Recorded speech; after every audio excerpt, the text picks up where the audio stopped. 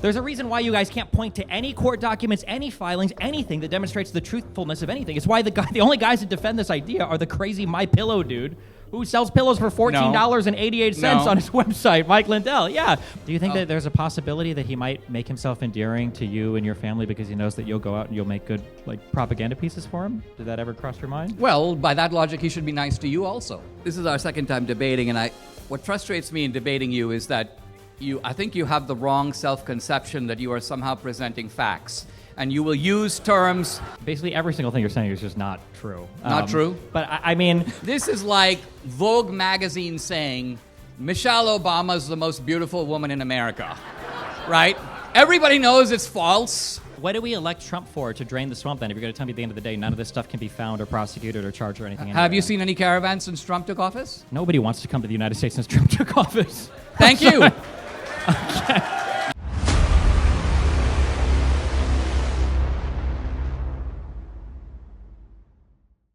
Special thanks to our sponsor, Maine First Project, fighting to put Mainers first. Check out mainefirstproject.org. Huge thanks to Revival of the Anointed's Rule, equipping Christians to fight for biblical values through policy victories. Check out revivetheroar.org.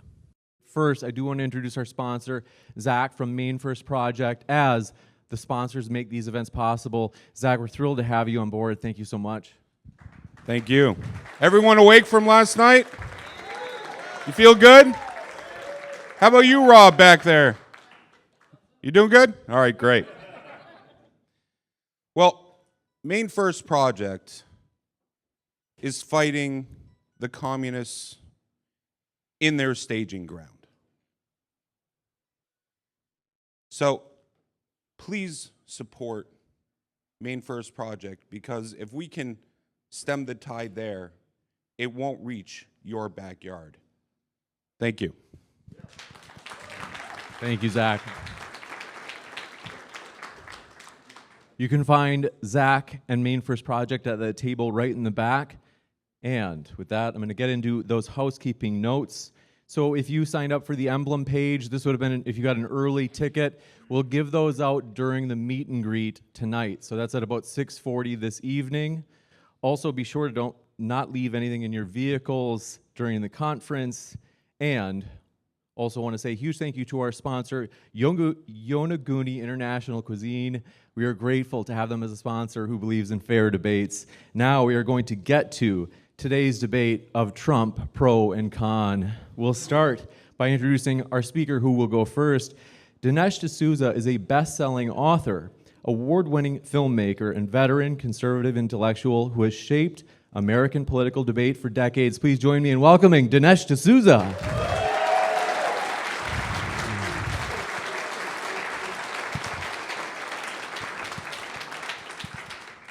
And on your left, Stephen Bunnell, better known as Destiny, is a pioneering political live streamer renowned for his rapid-fire debate style and extensive experience debating across the political spectrum. Please join me in welcoming Destiny.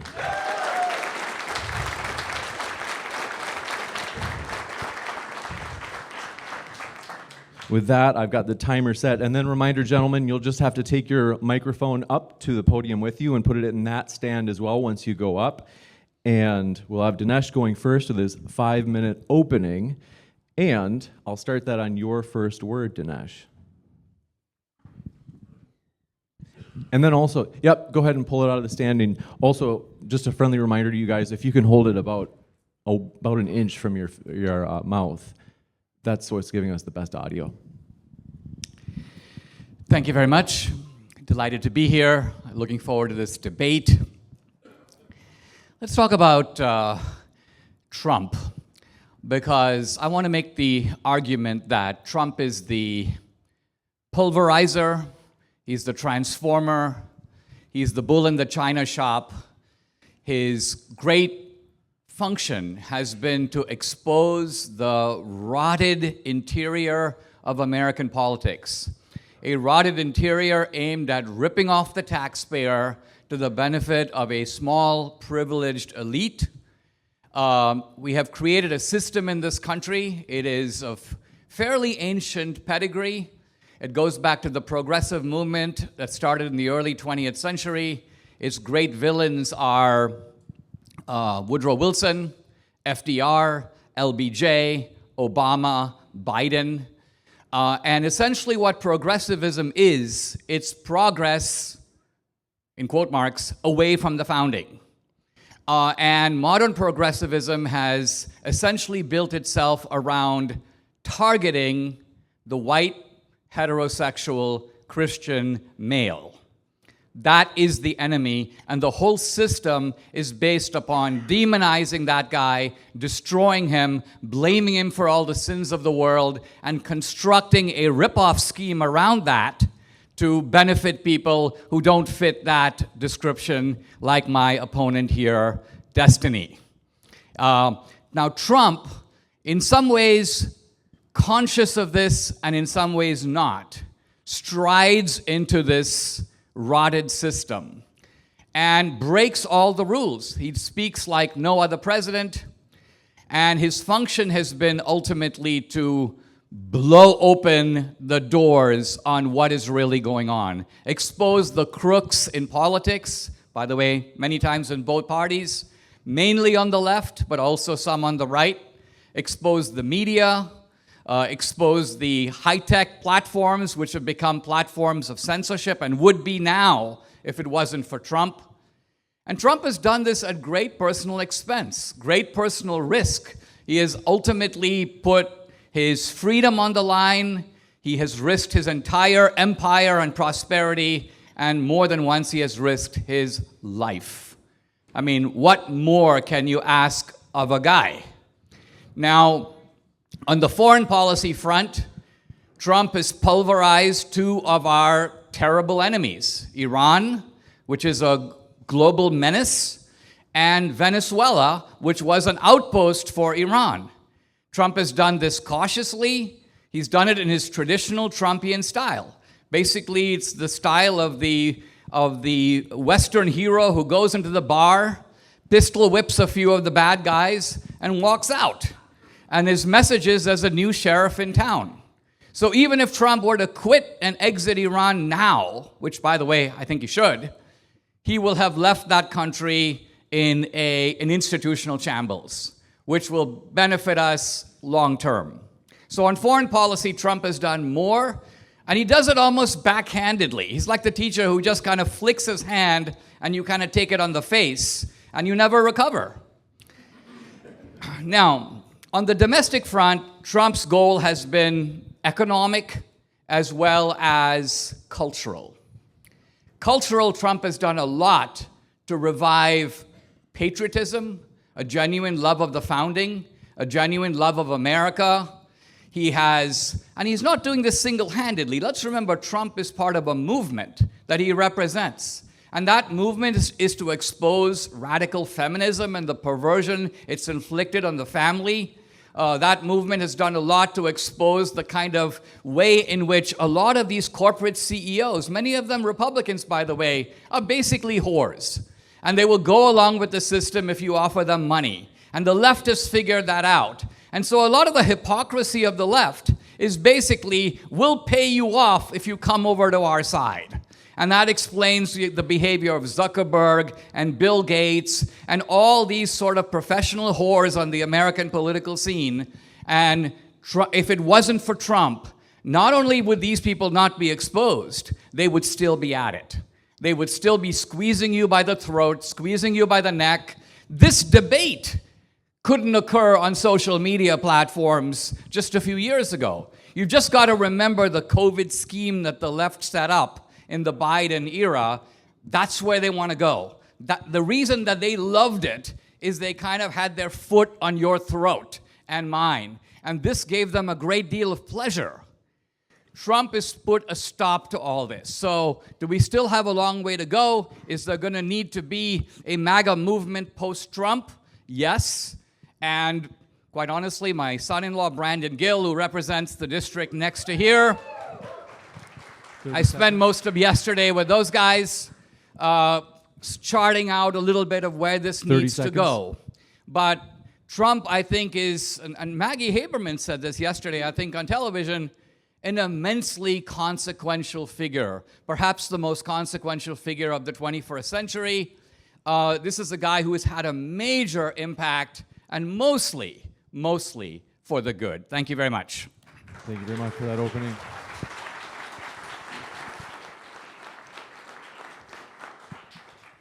All right, we're ready for you, Stephen, for your opening as well. I've got the timer set for you.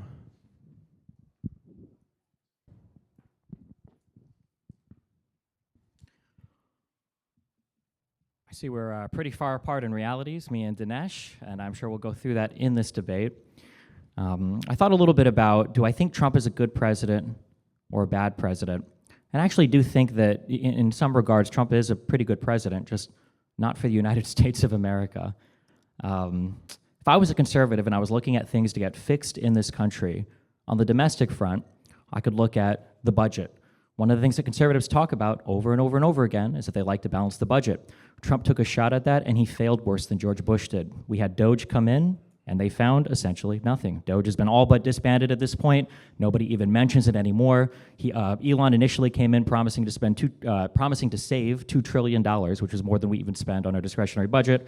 And in the end, he ended up saving virtually nothing, I guess save for whatever he was talking about on Twitter, the stuff that had already been found by the prior governments.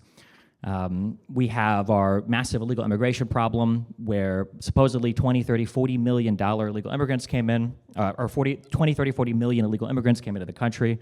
And so far we have maybe 3 million deported, if you believe the administration's numbers.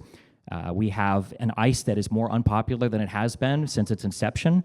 We have massive funding going to an organization that is not showing results for all of the money that they're getting, and now you have an American populace that is more ready to defund and disband ICE than they have been at any point in American history.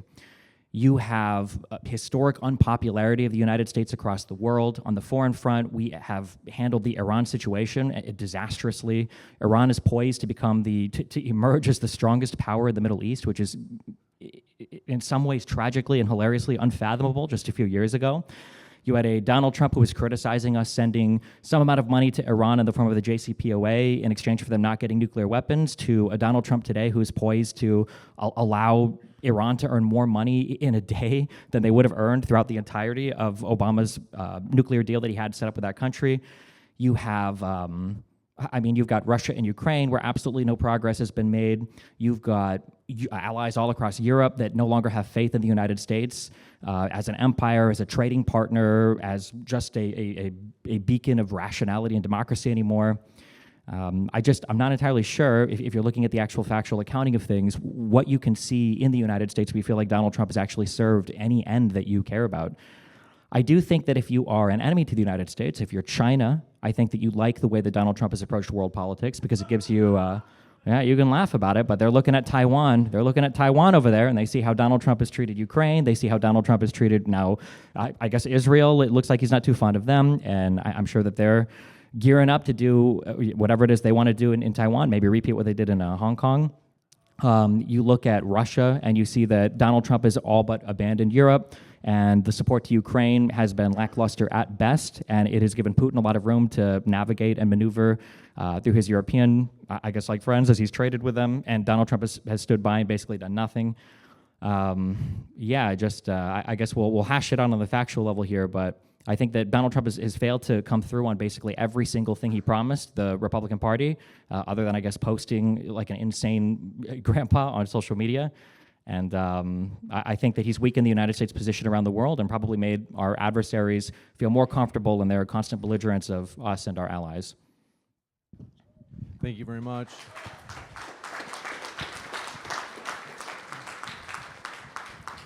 Thank you very much for that opening as well. We'll jump into the 80 minutes of dialogue. And then just a friendly reminder, everybody here, is we want to both let the debaters do the debating and also want to show them respect as we do appreciate them being here. With that, gentlemen, the floor is all yours for open dialogue. I guess we can start with the Iran thing. Man, what a disaster. By what measure? We started a war of annihilation that we weren't ready or able to follow through on. And Iran is poised to have more control over the Strait of Hormuz and more, I guess, like foreign money flowing into that country than they had at any point in the last 50 years. Didn't Iran have control over the Strait of Hormuz before? No, not in the way that it does Who now. controlled the Strait of Hormuz? It was an open route that anybody could ship oil through. Well, anyone could pass through, but who controlled it? It was an open trading It was open. route. It was controlled by Iran from the beginning. It's controlled by Iran now. The real issue is this. There are 3 or 4 major powers in the Middle East. Hold on. When you say controlled by, Well, why are you interrupting me? Let me you say say my controlled piece. by. What do you mean by controlled by? Well, what I'm Do you saying think is that you have a narrow strait that is basically sitting in the backyard of Iran. So as a practical matter, the country that happens to have that proximity is going to exercise a large degree of control. That's a simple fact. They now, weren't if you annoy exercising- Iran, you blow up its facilities, you destroy its navy, you pulverize its air force, you reduce it to rubble, they're going to cling to the Strait of Hormuz and go, yeah, we got a hold of this. So I understand that Iran is grabbing a hold of the Strait of Hormuz and it's panic because that's all they have left. But you're making it sound like they're somehow stronger than they were before. I'm saying that the opposite is true. Egypt and Saudi Arabia and Jordan, look at a little country like UAE, which was essentially a kind of fly compared to Iran. UAE is stronger than Iran right now. Iran doesn't dare attack the United Arab Emirates. UAE can pulverize Iran. So the truth of it is the combined force of the United States and Israel has leveled Iran to the ground. Now, in a country of 90 million that's rather large, it's not easy to overthrow the regime without going in there, going door to door, grabbing every mullah and pulling him out. The Iranian people, frankly, have to do that, and I hope they do. I would encourage them to do it. I would give money to send a million rifles into Iran to arm the Iranian people against the government. But I support the Reagan doctrine, which is that people should fight for their own freedom. It's not our job to liberate Iran. It's our job to protect our own interests, America first, and Trump is doing that. In what way do you think Iran is controlling the strait now is it in the same way they had before, or do you think that it's more than it had before? No, I'm saying it's in the same way that they have before, but they are So you think exercising... that people have always been afraid to sail tankers through that strait, the Strait of Hormuz, and that they were going to get bombed by Iran for doing so? That's always been a fear. No, that's not what control means. If I control my backyard, I might allow people to pass through, but they're passing through at my behest, at my say-so. I can charge them money if I want to go through. I still have the same degree of control. Now, I may not exercise it. You can modify the statement then, in that Iran is now exercising deadly, I guess, restraint over the Strait of Hormuz than they were before. Regardless, their control of the strait has changed in character in a way that it never had before. Yes, I agree with that. And that's due to the United States attacking Iran for reasons of which I still don't even fully understand. And the only way for us to alleviate that situation is to give Iran a deal that leaves it a stronger nation than it was before we entered this conflict.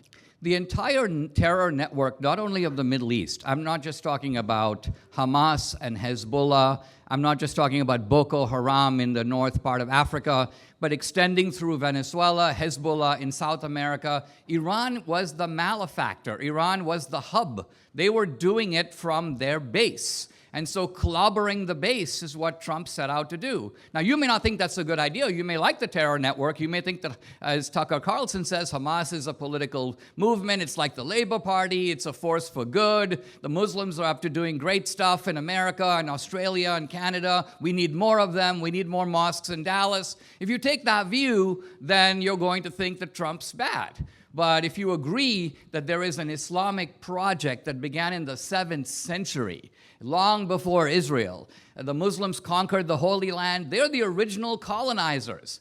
They have just realized that there are dupes like you who will buy into the rhetoric of anti-colonialism, and so they mouth that rhetoric, the Ilhan Omars of the world, but they are the original colonialists. The Muslim view is colonialism is great when we do it, and it's not good if anybody else does it.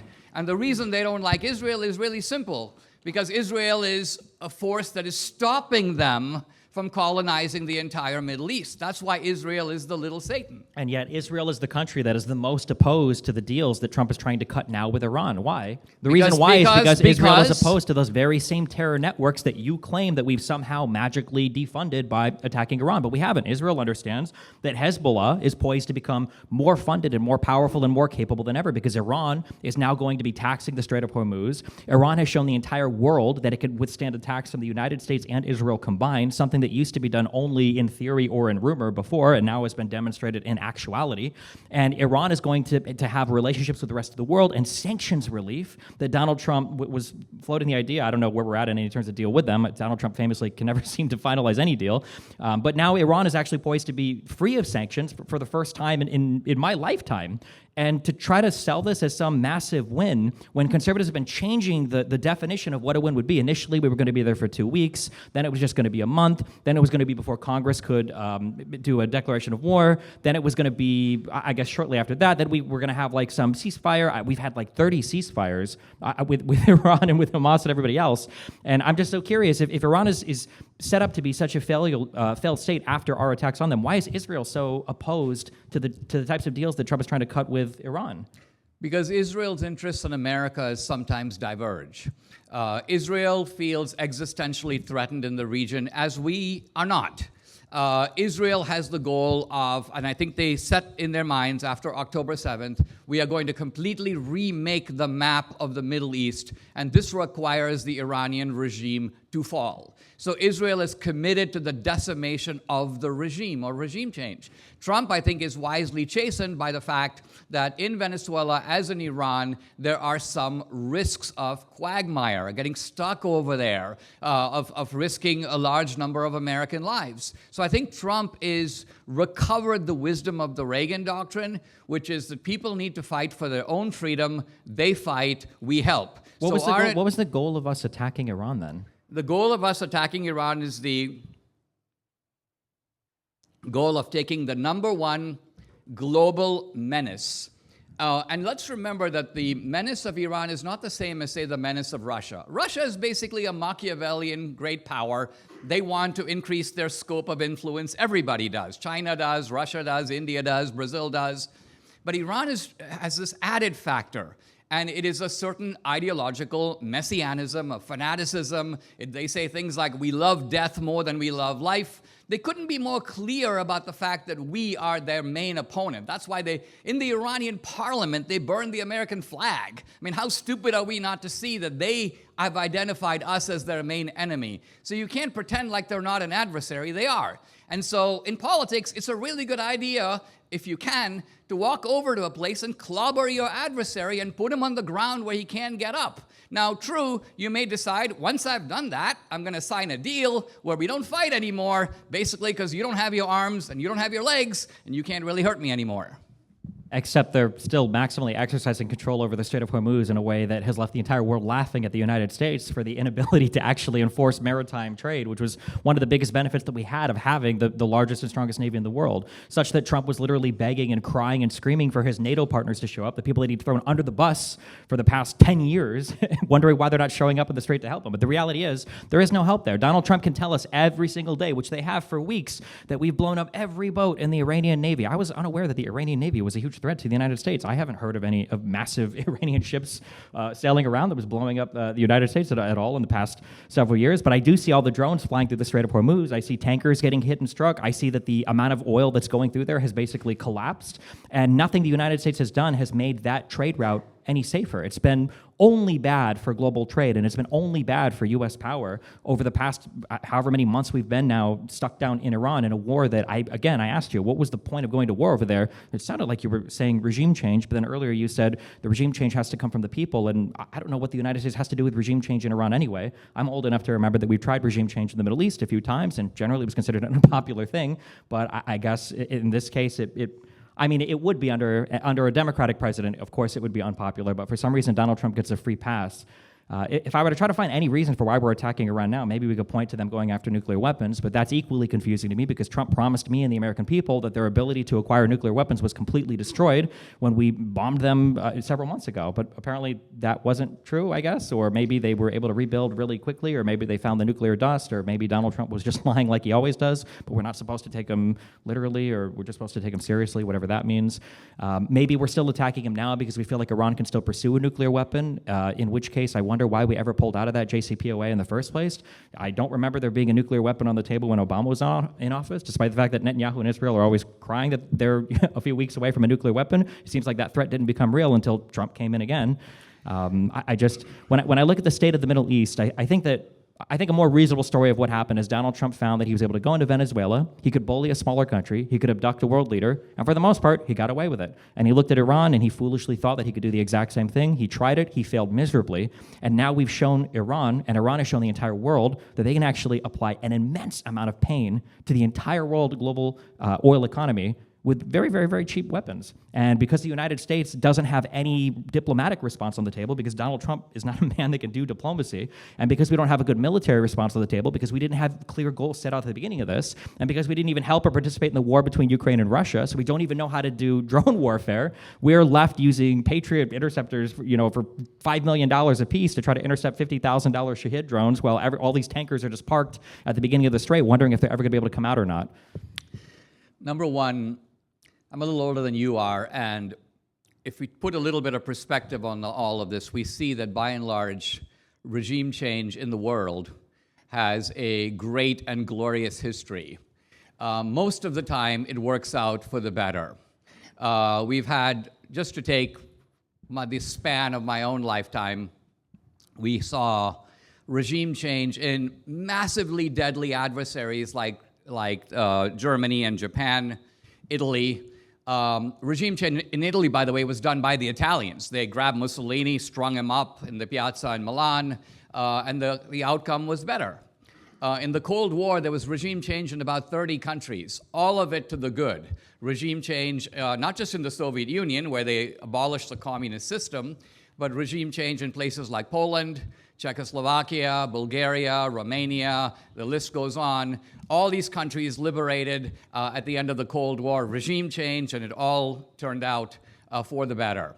I hope we see regime change in Venezuela. Now, having said all this, regime change is, I think, a goal, but in foreign policy, you always have to measure the means that are used to achieve the goal. Can we get regime change in Iran? Yeah, but we may not be willing to pay the price. Now, if you look at this Iran war, and we got to try to be adults about all this. If you get into a war and you have clear objectives, the simple truth of it is, if you then turn around and say, well, yes, we've lost 7 men, or Iran fired a missile and it got through to Israel and killed 2 dogs, you're talking about a really powerful country.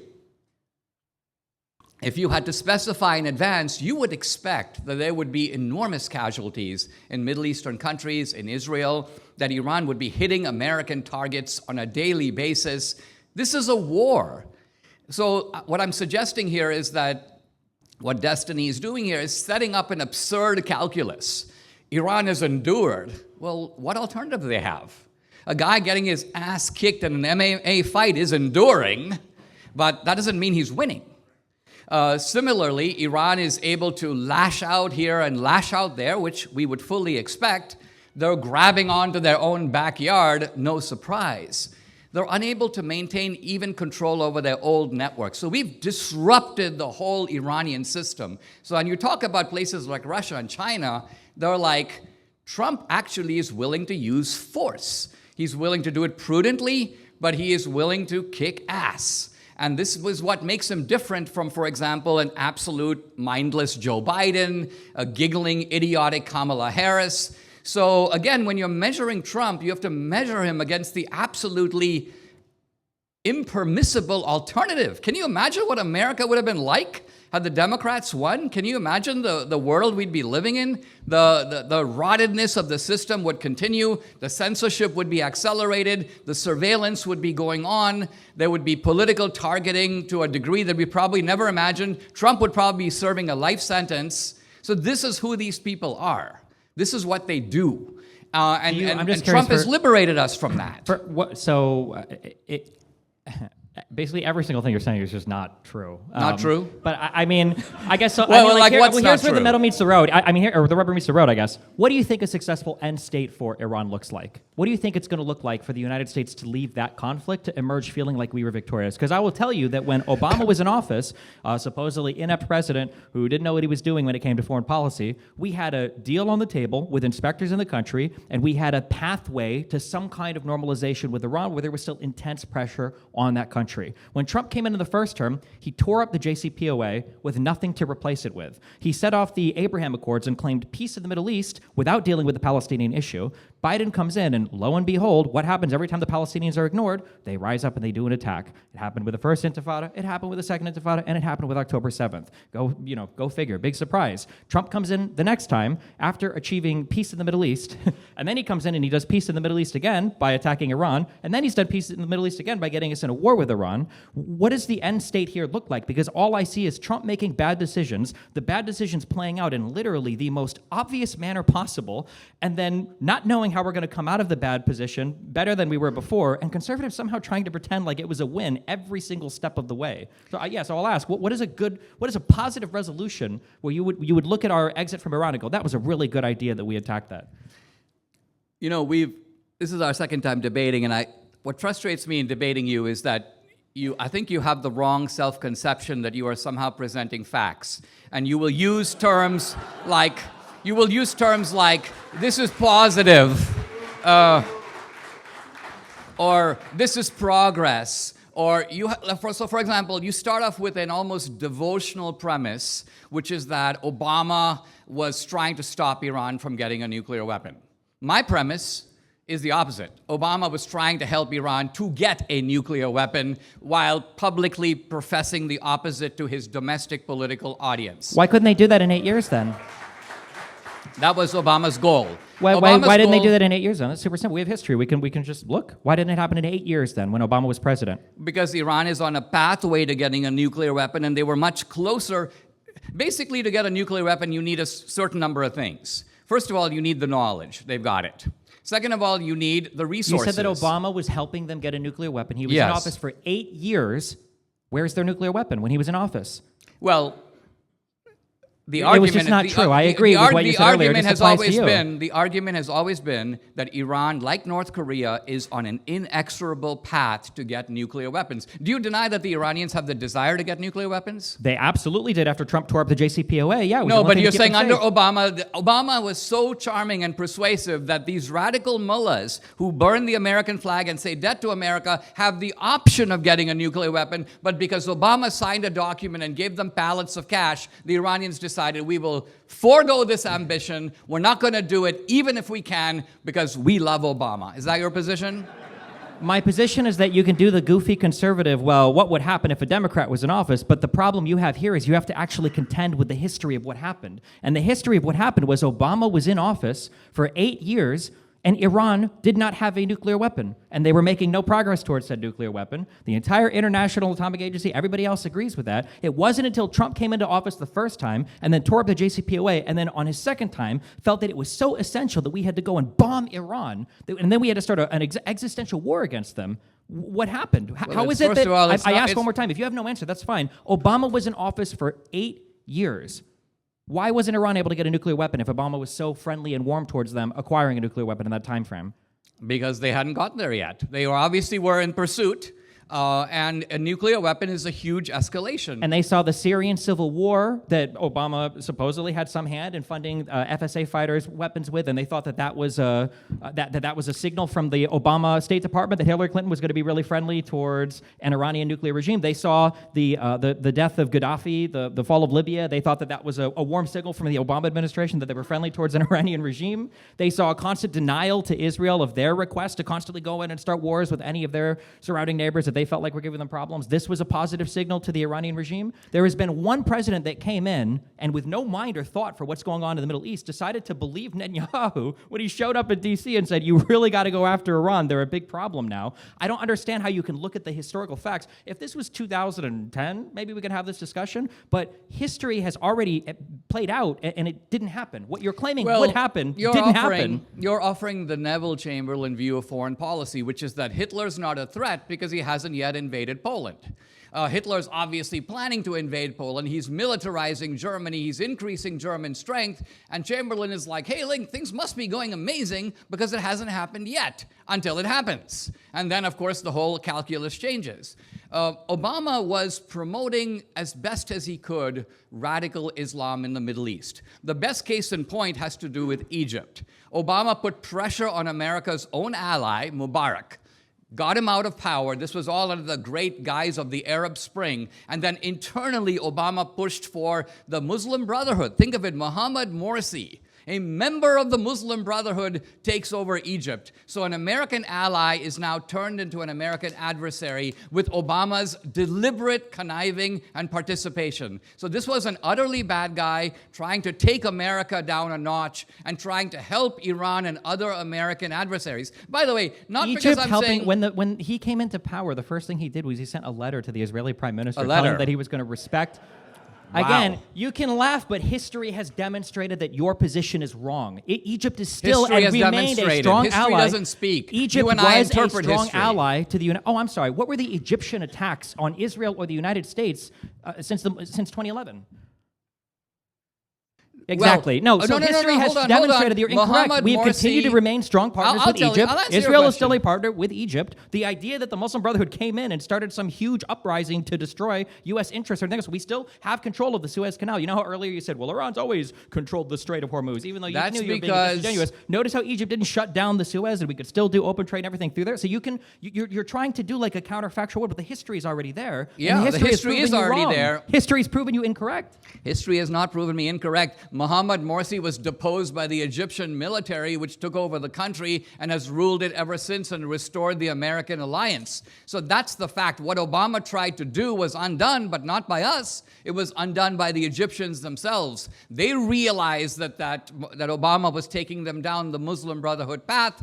They got rid of Morsi, and the situation was reversed. You obviously don't know that. It so you're sounds like, to why isn't me the Muslim like a Brotherhood government blowing us that up was now? sounds like a government was just functioning as a government does. Sometimes leaders come in that we don't like, and then other times leaders come in we do like. But regardless of anything that you're fantasizing Obama did, the Egyptian alliance or the Egyptian partnership with the United States and with Israel remained as it was. Nothing bad happened. Iran didn't get any crazy nuclear weapons under Obama, despite everybody saying it would happen. Nothing bad happened. Egypt didn't stop working with the United States or with Israel. Nothing bad happened. Yet Donald Trump comes in, and now I'm to be told, after we've lost more soldiers now in this, whatever war we're in with Iran than we ever did in the Biden-Afghanistan fallout, another horrible deal that was negotiated by Donald Trump, by the way.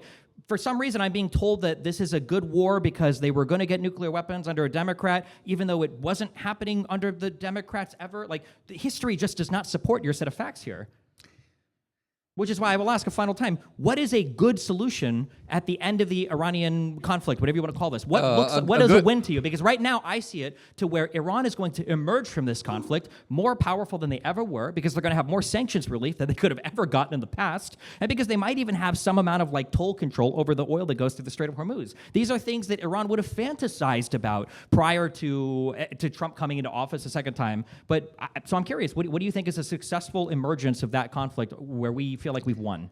Well, I think the success is already here now, and that is a massive redistribution of power To Iran. You remind me of the scene in The Republic where Socrates is making arguments and Thrasymachus starts laughing, and Socrates is like, laughing, Thrasymachus? Is this a new form of argumentation I'm not familiar with? Well, what's going on here is that, by and large, Trump has the view, right or wrong, that there are sort of good Muslim regimes and bad ones. The good Muslim regimes, by and large, want to build up. They want to be on the frontier of technology. They want coffee shops. They maybe want a Trump hotel. They want commerce. They want AI. They want robotics. And this is Saudi Arabia. This is UAE. This is Jordan. And Trump's idea is, I'm going to mobilize the good Muslims against the bad ones. Who are the bad ones? Iran, Who's been Al-Qaeda. mobilized? So hold on. The U.S. is fighting this alone. You think Saudi Arabian fighter planes are helping us control the Strait of Hormuz? You think we're getting out of Dubai, we're getting ships and drone defense systems? Why? Maybe we should have worked with Ukraine. I don't know. Maybe they could have actually helped us Well, here. But, you know. First of all, Oh, we did mobilize. Saudi Trump did help Arabia- mobilize Saudi Arabia against Yemen, but how did Saudi that go Arabia- for 3 or 4 years? Nothing Just to came switch it- positively from just that. to give Dinesh a chance to finish. Yes, sir. in politics, and by and large, this is the difference between someone who's just talking about it and somebody who's doing it. In politics, you got to ask, what do I want out of Saudi Arabia? Saudi Arabia is sitting on almost infinite oil reserves. Do we really need Bedouins from the desert in white robes to go attack Iran? No. We actually want a Saudi commitment to go into the frontier of technology, to invest giant amounts of money in the United States. If Trump gets that out of Saudi Arabia, he's gotten what he could get out of Saudi Arabia. Now, Egypt doesn't have a bunch of oil. But what Trump wants to do is basically create a pro-American, pro-Western regime or system in the Middle East. That's what he's doing. And the way you do it, We again, already had that. coming back to the Western film, is you go into the bar. There are a lot of good guys in the bar who just want to drink. And there are a lot of bad guys in the bar who are part of this, gang. You want to pistol whip the bad guys. And then someone goes, well, how's the bar any better off? Well, it's better off because the people who are drinking are actually smiling, and the bad guys are all on the floor or their bodies are being carried out of the bar. Things are better.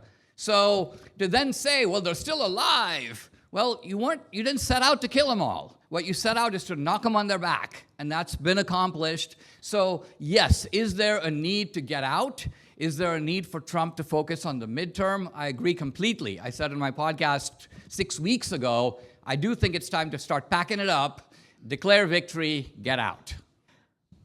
So the reason why there's no specific answer there is because you can I just give gave no you a answer. specific answer. The The bad specific guys at the answer bar is a aren't dead? redistribution of the fundamental architecture of power in the because in the Saudi Middle East. Arabia and the Gulf states, famously and historically known for hating the United States, these are already our trading partners and our allies. If these people were so adversarial against us, what are we even talking about when Bush talks about the axis of evil of Syria, Iraq, and Iran? Like, do you think that the whole Middle East is just poised against the United States, but somehow the petrodollar exists and we all trade with each other and we benefit from the oil markets and everything? Like nothing you're saying makes any sense. You're not listening The reality to me. is, I am listening, but I don't know what bar fights have to do with the fact that history has demonstrated that your position is incorrect over and over again, and the fact that Iran is poised to emerge a leader now in the Middle East in a way that they never were before, which is why Israel, the people who kind of goaded Trump into attacking Iran in the first place, are the ones that are most against any type of deal that we're trying to make with them, because Israel recognizes that a stronger Iran means a stronger Hezbollah, it means a stronger Houthis, and it means a stronger Hamas, and that's what we're poised to see, because that's what Trump has given us, because he had no plan coming into this in the first place. Your favorite word is poised. And by poised, what you mean is something is about to happen that hasn't happened that you want to pretend is real. So Iran is poised to become stronger than it ever was. Ridiculous statement. What I'm talking about here in a redistribution of power is relative. In North America, the United States has power relative to Canada, relative to Mexico. If Iran is weakened, that relatively strengthens Jordan and UAE and Egypt and Saudi Arabia. It relatively strengthens the Abrahamic alliance. This is the inevitable consequence of bringing one elevator down, the other side of the seesaw is going to go up. So I'm not saying that Saudi Arabia was unfriendly before and is friendly now. I'm saying that Saudi Arabia and Egypt, all these countries were nervously looking at Iran. Why do you think they're cheering the American action? Why do you think openly Muslim countries that would have a basis for solidarity with a fellow Muslim country, think of how pissed they have to be at Iran for them to cheer the United States and cheer Israel. This is not easy for them to do, and the fact that they're doing it shows that they have had it with Iran, and we are on the right side, and Trump is in the process of remaking the Middle East just as he set out to do. We could continue on foreign policy, but it might be a good chance, given that it's almost a half hour that we've covered this. We could also transition into the economy. But I do want to give, Stephen, if you feel like you have... Yeah, I mean, my thoughts are clear. I think history has not favored whatever weird version of Iranian favoritism you believe the Democrats are showing, and I think that the future will show that Iran is going to emerge from this much stronger than they were before. I mean, insofar as I guess like economic stuff, it's still kind of foreign policy-ish, but like the trade agreements that I remember we argued about this last time. We were supposed to have 100 deals in 100 days, and I said we had 0 deals. And I think now we're technically at -1 deals because now Iran is trying to attack the USMCA, which was the only trade deal he could even maybe take credit for because he's trying to destroy our trading relationship now with Canada and Mexico. But I'm sure you're going to tell me how actually we've somehow magically gotten trade deals with all these other countries around the world, but when we haven't. So yeah, go for it. Let me focus, if I may, shifting the ground a little bit here, just because I want to stay on the fundamental issue. It seems to me, okay, Iran is the fundamental issue on the foreign policy front. Seems to me the fundamental issue domestically is immigration. And here, Trump has a giant accomplishment that, not surprisingly, has gone unmentioned, and at least on your side, and that is he has sealed the border. This is a huge deal because when you have millions, if not tens of millions of people pouring in, when you have Democrats with a straight face telling us nothing can be done, even though we have immigration laws, even though this is illegal, nothing can be done about this. Either you agree to comprehensive immigration reform, which is massive amnesty and legalization, otherwise nothing can be done. And Trump is like, watch me, and basically in 3 weeks the border is secure. So that was done, and that remains an accomplishment because, again, what's the alternative? What would have been happening had Kamala Harris come in? You'd have the Biden policy continue. You'd have the same lies surrounding the whole thing. Now, how many illegal immigrants does Trump say came in under the Biden term? Well, the number is debated, but it's somewhere between 5 and 8 million. It could easily be higher. So is Trump lying every time he says 30 or 40 million? Well, Trump is, I think, talking about the overall number. In other words, there are probably 30 to 40 million illegal immigrants in the country. He says 40 million illegals came in under the Biden admin. So do you agree that Trump is lying when he said 30 or 40 million came in? Well, I agree that Trump is a fabulist and says outrageous things and trolls people and we makes call those jokes. Lies in the adult world. That's a lie. So he lied then about the 30 or 40 million, right? Yes, but he did lie, but he lied about it in an atmosphere where the media has been lying to our face, the New York Times has been lying to us, CNN has been lying to us. So we are. So it justifies Trump lying, even though he's supposed to drain the swamp. He just became the swamp. No, Trump is the thing about Trump is he's a manifest, over-the-top exaggerator. Even his own ego is so gargantuan, so Brobdingnagian, so huge that there's an element of self-parody to it. Trump in person is not like that, by the way. Trump in person is actually a very sweet man. He's very curious about people. He's not a narcissist at all. He shows an interest in you rather than himself. He met my daughter for the first time. My daughter was 21 years old, and he's basically asking her about Dartmouth and what it was like and what she majored in and what she wants to do with her life. And she was really quite stunned because he was, at the time, the president of the United States. So Trump is a little bit like Muhammad Ali. I just saw an interview a few years ago with Ali. They were showing him videos of his old self, I'm the greatest. And Ali was like, yeah, I was really something. And I realized for the first time that Ali knew that he was putting on an act. Ali was putting on the I am the greatest, the thriller in Manila, I'm going to kill the gorilla in Manila. This was all his shtick. And it's Trump's shtick. He does the same thing. Do you think that there's a possibility that he might make himself endearing to you and your family because he knows that you'll go out and you'll make good propaganda pieces for him? Did that ever cross your mind? Well, by that logic, he should be nice to you also. I mean, if I was nice to him, I'm sure he would be. I mean, if all it took...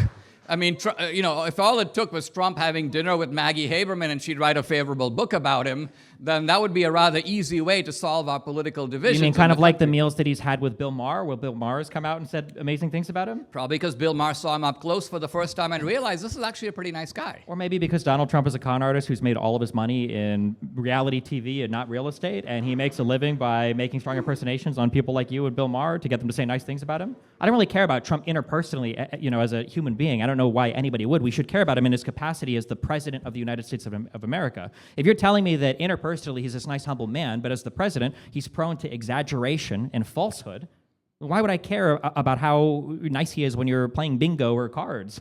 I care about him when he's speaking in his capacity as president of the United States. The falsehood we're talking about is exaggeration, trolling, bombast. And Trump is so manifestly doing this that I think... He's unqualified to be president, I guess? Well, I mean, look, here's what Trump will say. Trump will say something like, if the 2020 election hadn't been stolen, I could probably have won California. This is maybe manifestly that, but like untrue. 10 times slower, I guess. Trump yeah. actually knows it's untrue. But Trump is doing it because he knows the triggering effect it will have for him to say it. And that's why he says it, and that's why I support him saying it.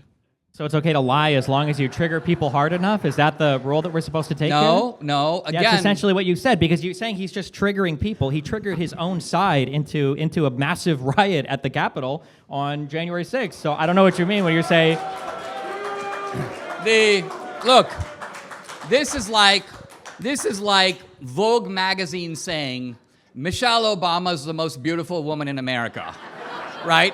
Everybody knows it's false. Everybody knows it's a lie. Or Dylan McVaney is actually a gorgeous woman. This kind of... Is this the same lie that Donald Trump tells us when he says he loves his beautiful wife when he was fucking a porn star, when she was at home taking care of their newborn child? I mean, what do you mean? We could... Like, come on. Donald Trump is not a beacon of morality. No one says that Trump hasn't been a playboy in his earlier days, but... Such a playboy that he had to pay her for sex? Yikes.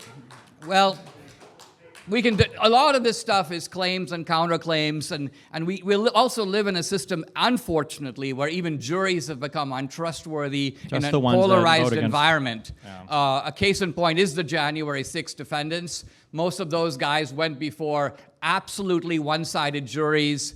11 out of 12 Democrats, not a jury of their peers. Again, should they have broken into the Capitol? No. But were they over-prosecuted, over-punished? People actually took their lives over this incident, committed suicide. The Biden administration did that to them. And it did that to them, really why?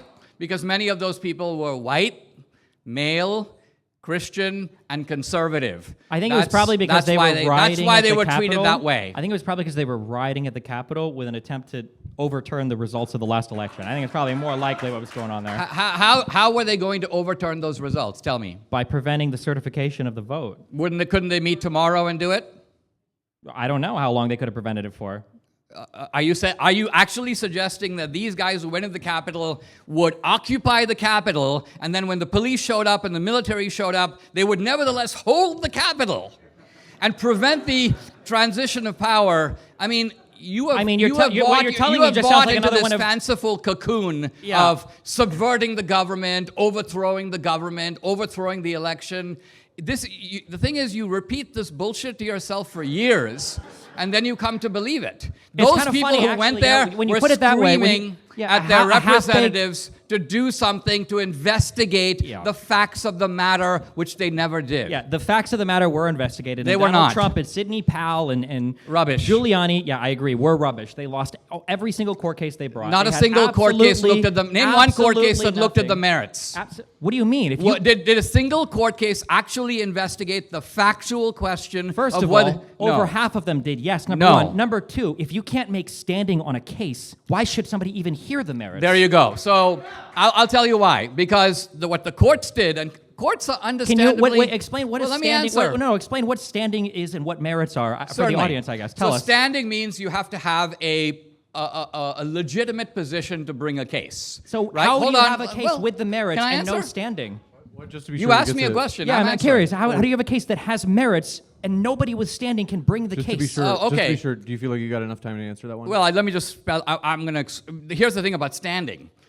The truth about standing is every citizen has a stake in the election. And so you would think that any citizen who brought a case on this matter, you'd be like, okay, let's look at it, right? There were a lot of, by the way, suggestive reasons. It's not as if this just came out of nowhere. The windows boarded up, stopping 5 places, stopped the count within a few seconds of each other. Think about this. Supposedly each state is conducting their own count. And yet they all stopped the count at the same time, and to this day, you don't know, and I don't know, and he doesn't know who gave the order. That's not true. None of this even happened. Who gave the order? The idea that all the states stopped counting at the same They time. all is not stopped even counting true. within a few seconds of each other. No, they literally not. Okay. Literally so at different why is time it the zones case for then that polls Trump was close at leading? different days? None of this is true, but okay. There's a reason why you guys can't point to any court documents, any filings, anything that demonstrates the truthfulness of anything. It's why the only guys that defend this idea are the crazy My Pillow dude who sells pillows for $14.88 No. on his website, Mike Lindell. Yeah, we can watch the video. We can watch. There's hours of footage of Sidney Powell lying to people, lying to these committees that are listening to them talk about all the fake votes. We can see the State Farm Arena footage where she says, we don't know where the boxes came from. They were literally counting them. They put them under the table, and then they brought them back out. The full video footage exists. There's a reason why they can't even make standing on these cases. You are right. There were a lot of people that would have had standing to bring these types of cases, but none of the cases had good merits. And the judges knew that people like you, who had nice interactions with Trump, would be doing propaganda for him. Even the ones that were thrown out on standing, the judges addressed the merits of those cases. If you'd read a single one of those decisions, you would have actually seen that. They had the ability to make all of this evidence public. Sidney Powell, Giuliani, where is it? Where is all of the investigation? Where's all of the public evidence for all of the Tina Peters people they had digging through these machines in the background? Notice that there is not a scintilla of positive evidence that there was a single vote that was actually changed or rigged or anything improper happened anywhere. Why did they lose on every single court case, even when there were judges that were looking over this that were Trump-nominated, Trump-appointed judges?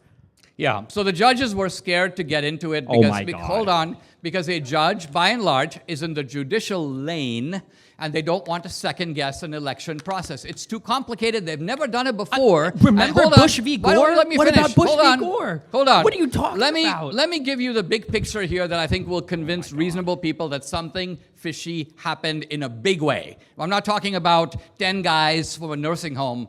So Obama got 65 million votes in 2008. He got between 65 and 68 million votes in 2008 and 2012, his two elections. Hillary got about the same number of votes, about 65 million votes. Kamala Harris, years later, with a demographic shift in the country, got close to 75 million votes. Now, Joe Biden in the middle, Joe, what's my middle name, Biden, gets 81 million votes, which means that 15 million more votes than Obama mysteriously showed up for Biden, and promptly 6 million of them, at a minimum, vanished even after the 2020 election. So Biden, the guy who can't raise $100 to build his library, because everybody basically considers him to be a vegetable and a pawn. This Biden is evidently the most popular figure in U.S. history, surpassing Obama and every other Democrat. How many votes did Trump get in that election? Which election? The one that Biden got the most votes. Trump got about 65 million. Okay, how is it the case that under Donald Trump's presidency, where he is in control of everything, somehow he is able to rig it so that Biden gets more votes, or Biden is able to rig it while Trump is president, but then when Biden is in office, how is it that he's not able to rig it so that Kamala Harris, his vice president, wins the next election? Well, I'll give you two answers to that question. The first one, you already know, but you're pretending not to remember, COVID. COVID gave the Democrats a chance to change... Who was the president during COVID? But it doesn't matter who was the president during COVID. Who makes the rules of elections? The states do. Where was all the rigging? The rigging all occurred in Fulton County. It occurred in Phoenix, Arizona. And they couldn't rig it again in 2024? Philadelphia. So my point is, this is where the rigging occurred. No, with no evidence, no proof, and it doesn't make sense. What it's do you mean, ridiculous no on its face. You know it's ridiculous, right? So the Democrats were able to rig it under a Republican president, but the Republicans can't rig it. Like, it doesn't make any sense. And then, not to mention the fact that the crazy story that you're telling, there's no facts or there's no proof for literally any of it. Despite all of this, despite the fact that Donald Trump has, by the way, he said every single election since like 2008 has been rigged. He came in 2016 and he put together a committee to try to find all the rigging. He found absolutely nothing. He's come in recently and he tried to find evidence of all the rigging, and he's found absolutely nothing, despite him sending his weirdo FBI agents and Tulsi Gabbard to Fulton County and all these other places to try to seize ballot boxes or try to seize voter rolls. We still have absolutely no proof whatsoever that the 2020 election was rigged, despite all of you guys repeating it over and over and over again. And I hear this crying about standing and crying about they didn't look at the merits. The reality is there's just no good evidence. And you know how we know that more than anything else? We know that because, one, every single anchor at Fox News knew that all of the vote rigging claims were bullshit. We saw that leak in the Dominion lawsuit. And we know that because we haven't seen any of the evidence publicly. We saw the same 3 videos played over and over again that were debunked literally 12 hours after they came out, and nothing new has come out since then. Well, you're stating as fact things that are not fact. What the judges basically said is this. If you brought the case before the election, they go, well, the election hasn't happened, and so it's premature to bring the case. If you brought the case after the election, they go, oh, it's moot. The election's already occurred. So in either case, they denied standing. No, that's they denied not standing. true. It is true. That- They to be denied clear, standing no. beforehand because it's premature, and they denied standing after because it's already done. It's a done deal. The reason That's why a they were fact. denying it is because Republicans were trying to say that they didn't like the rule changes only in the states after they lost the elections. For you to contest And let's look at those. for you to contest a rule change after you lose, obviously makes it look like you didn't really care much about the rule change. All you cared about was the fact that you lost the election. The proper time to challenge those rule changes would have been through your state parliaments prior to the actual election itself. You can't wait till the election happens, say you don't like the rules because you don't like the results, and then the only remedy that you offer the court is to throw out the results of that election. That's absolutely insane. It's not insane. It is. If a rule has been changed that is unconstitutional according to the state law, the election should be thrown out. That is actually the law. Then they should have challenged hold it on. before then. They did challenge it. The Through their law says parliament. this.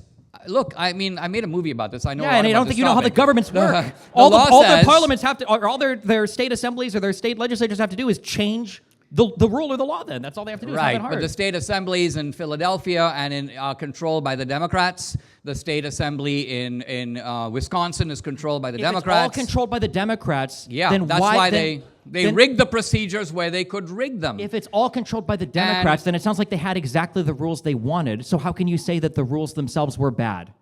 Because the rules were made under COVID to make it easy to cheat. So, for example, With no why would proof. you be counting ballots after election day? Answer, it gives you more chance to cheat. In fact, it gives you more chance to know what the margin is and how many cheating votes need to be supplied. That is a very suspicious rule to make. Why would Democrats oppose cleaning up voter rolls? Because they know the voter rolls are completely padded with fake names. If you today, let's say you live in Texas and you move to Louisiana tomorrow, every government agency will know about it. The DMV will know, the tax authorities will know, the people in the new state will know, they'll be sending you bills.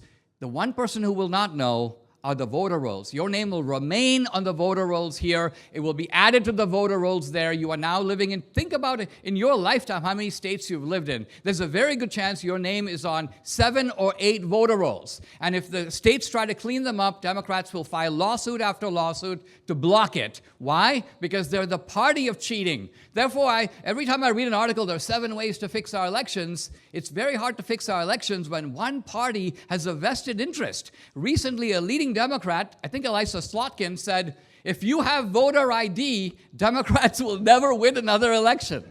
What does that tell you?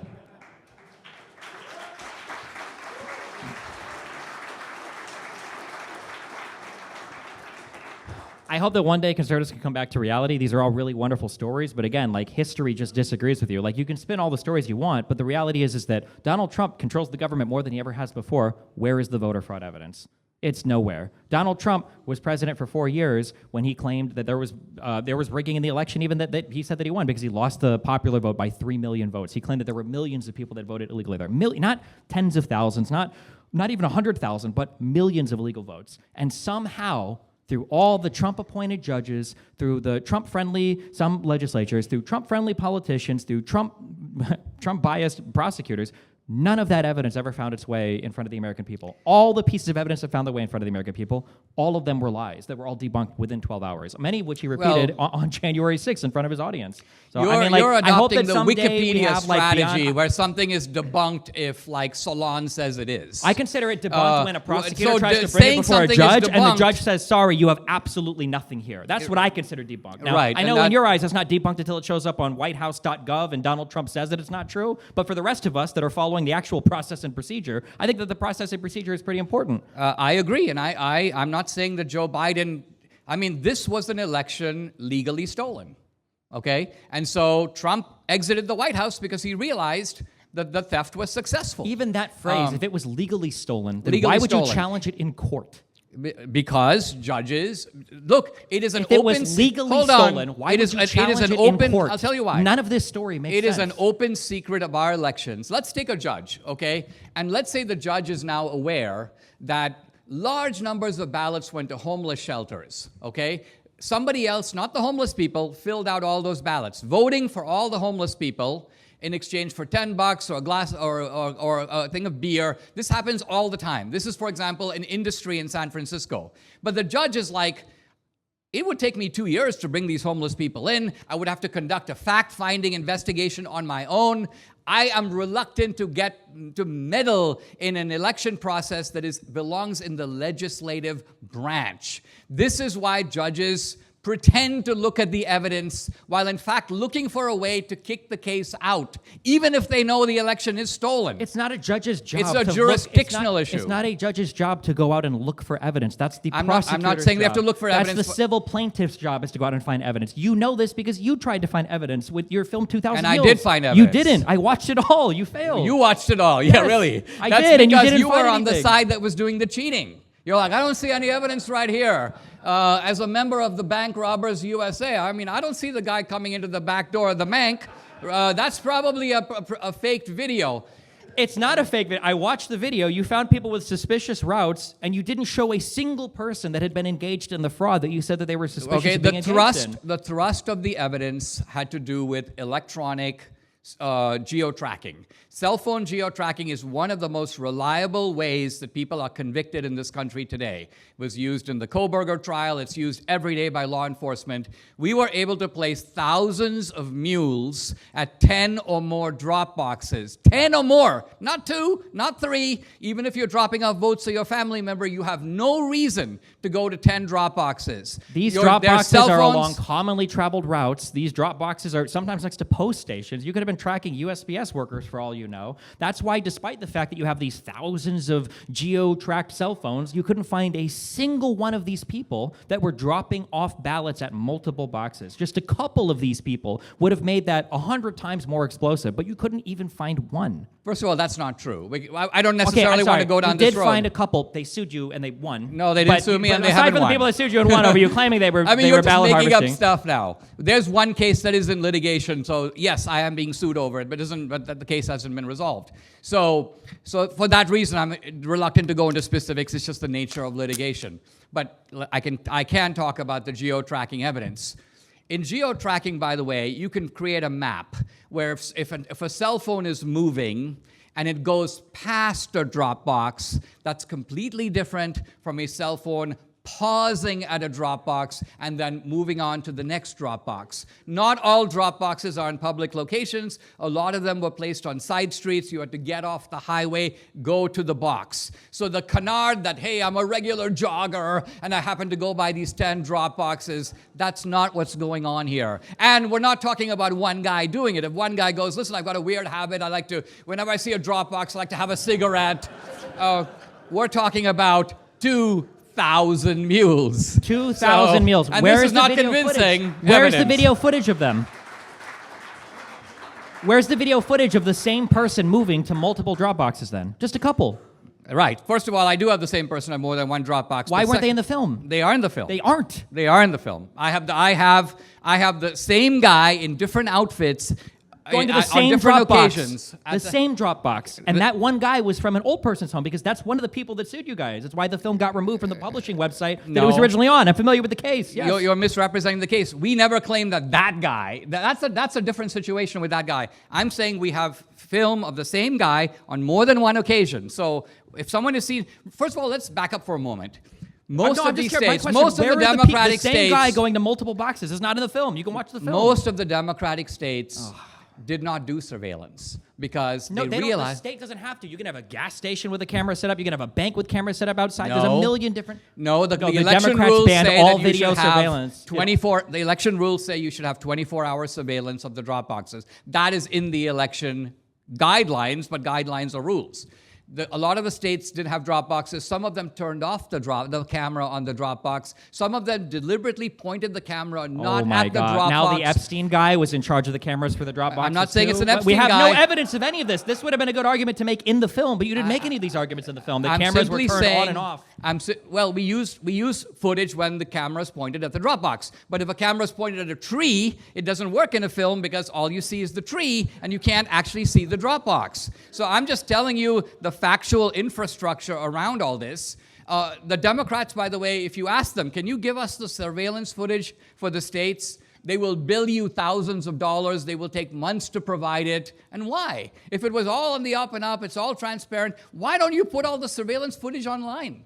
Why don't you let the American people see what happened actually in real time at all these? What is the reason for concealing all this evidence if it's all according to you on the up and up? I want to, if Stephen, Why would you? if you want to give a pithy response, I can give you a chance because I know Dinesh made a number of points there, but I also do want to because we only have about 27 minutes left. Sure, I can think of a million reasons why you wouldn't want every single publicly recorded camera to have all of that footage placed online because people what is probably the wouldn't want to reason? feel like they're being tracked or stalked by people that are looking to try to find them in public cameras. But we have public cameras now, and what I'm saying is voting is a public act. In some ways, it's a very private act. Nobody should know what your vote is. It's a private act if it's behind a curtain at a voting facility. The whole point of having, all the safeguards of When voting. you're trying to hold on, I want to follow that comparison. You realize like halfway through that was a ridiculous comparison, right? The idea of the closed curtain is the same thing as writing in your mail-in ballot. It's a private vote. Nobody has a right to know. It's who not you're voting true. for. Let me put it this way. Let me prove to you why what you're saying is idiotic. Okay. If I go to vote at let's say the post office, so if I go to a school where they're conducting votes, right, and they hand me my ballot, and I go inside the little cubicle, and then I come rushing out. And I tell the people, hey, listen, guys, I just remembered I've got something really important to do. I want to take my ballot with me. I'll fill it out. I'll come back and drop it off later. Would they allow it? No. They'd be like, we can't trust you. You can't leave this facility. Who knows what's going to happen the moment you step out of here? That's basically mail-in balloting. Then why hasn't Trump made it illegal yet? Trump can't make it illegal. Why on has his Trump own. himself voted with mail-in Trump ballots? does not have- Why hasn't Trump found any of the voter fraud that he claims? If they're I- states' rules, then it's a states' rights issue. Then leave it to the states to figure it out. If you don't like how they do it, Texas v. Pennsylvania, they lost that case there. You don't have a right to tell another state how to do their vote. Sometimes I notice that states' rights are very important to conservatives. Other times they seem not to care. But go deeper Well, on this. we're but confusing. I'll just finish my point. You're confusing what states have the power to do or the right to do with the vulnerabilities in our system regardless of who does it. Mail-in balloting is less safe than voting in person. That's a fact. You want to camouflage that fact, so you're now changing it to a jurisdictional issue of who has the power. I agree states have the power, but I think states should limit mail-in balloting to people who are sick, people who are traveling out of the country. There should be the possibility of doing it. sure, let's but it limit should it not. to sick people are traveling. How do you prove that you're sick? Do I have to send in a How do you positive think we COVID did test? Well, you guys absentee don't balloting believe- in this country for the last 100 years? You request a ballot and they send it to you. You think you have to send them a doctor's note along with your ballot that the guy has to check out and then call your principal to make sure that you're actually sick and you weren't just playing hooky? The system was based on a certain degree of public trust, but the truth of it was That didn't this. even- you didn't even say The truth anything. of it was that mail-in balloting or absentee voting was a tiny percentage, 3 or 4% of the overall vote. When it becomes 30 or 40%, think of the rampant opportunities for cheating. It was that way during COVID because people were afraid of getting sick. Correct, and it was exploited. That's why Jane Fonda said COVID was God's gift to the left. And what she meant by it is it gave us the chance to steal the election. What do you this think? is- I'm just I curious. hate to What do you- it just because we've covered the topic so sure. deeply. Is a couple of example questions. These are optional. You don't have to take these questions, but in terms of covering other topics, one would be executive power. Has Trump used presidential authority legitimately to overcome an unaccountable bureaucracy or dangerously weakened checks and balances? Or we could cover the economy, namely whether or not ordinary Americans are better off today compared to when Trump took office. I'll take both very quickly, and then you can go after me. So I'll start with the first one. Just remember what the Democrats and the left said about Trump, and still say about Trump. He's a fascist. He has no sense of the limits of power. He will run roughshod over the judges. He will do whatever he wants. He will go after his political opponents. Now, here's the fact. There have been numerous judicial rulings that have gone against Trump.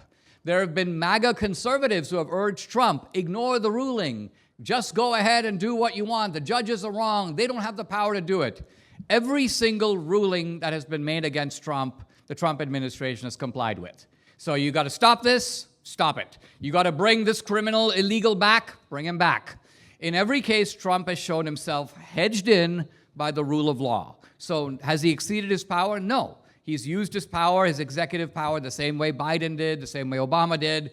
Yes, he has made executive decisions, but when those decisions have been struck down by courts, Trump is basically, he might appeal it, But that is called following the system. Now, are you better off than you were under Biden?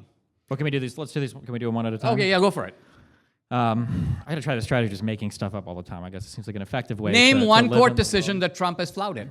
The tariff one. He said that he was going to do tariffs and other means possible. He listed like 12 other laws by which he could do tariffs. Because Trump has other forms of authority Okay, to do I'm tariffs. just saying. I just He named one. does. That's him doing it. The tariff Donald Trump power has no is not respect for the purely rule of law. legislative. Donald Trump is constantly attacking our judicial system. You mean can tell rhetorically? It's enough to get you to say that all the election results were fake, despite all the. I'm judges not saying ruling it because of against them. Trump. I've looked at it myself. Not just rhetorically. We can look at the fact that we're still at war with In Iran. fact, despite I don't the fact that we make- didn't get a vote on it. We can look at the fact that he tried to sneak the Alien Enemies Act in on a Friday night so that he could fly people out of the country. And he did that just trying to escape any kind of judicial review on it. We can see with how they refuse to appoint real attorneys. Lindsay Halligan has gotten thrown out of her appointed position over and over and over again because they refuse to appoint or actually get a Senate confirmation on a new prosecutor there. And they're trying to say that the 90-day limit can actually be reset every single time you appoint a new person. I mean, we can look at example after example after example of Donald Trump abusing the powers of the White House, of him ignoring the executive agencies that exist under him. We went to war with Iran while the head of our intelligence committee, Tulsi Gabbard, says that the White House all but didn't consult, basically, essentially at all, the intelligence committee on whether or not they should have actually gone to war there. I mean, we can not see an that we abuse can of see the amount of power. political prosecution that's happening. on. We've got the crazy indictments on Comey.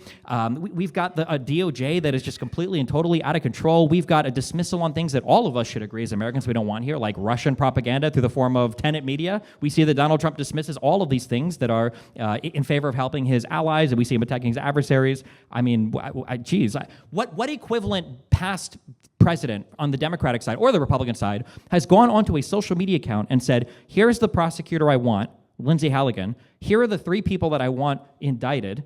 I think it was, what was it, Bolton, Comey, and Letitia James, and then seeing the actual DOJ follow through on that. When has that ever happened in U.S. history before? Yeah, well, hasn't. I know it's It happened in hasn't. U.S. history before because it happened to me under Obama. Yeah, that's I not make true. a film about Obama. No. And 5 weeks later, the FBI is banging on my door.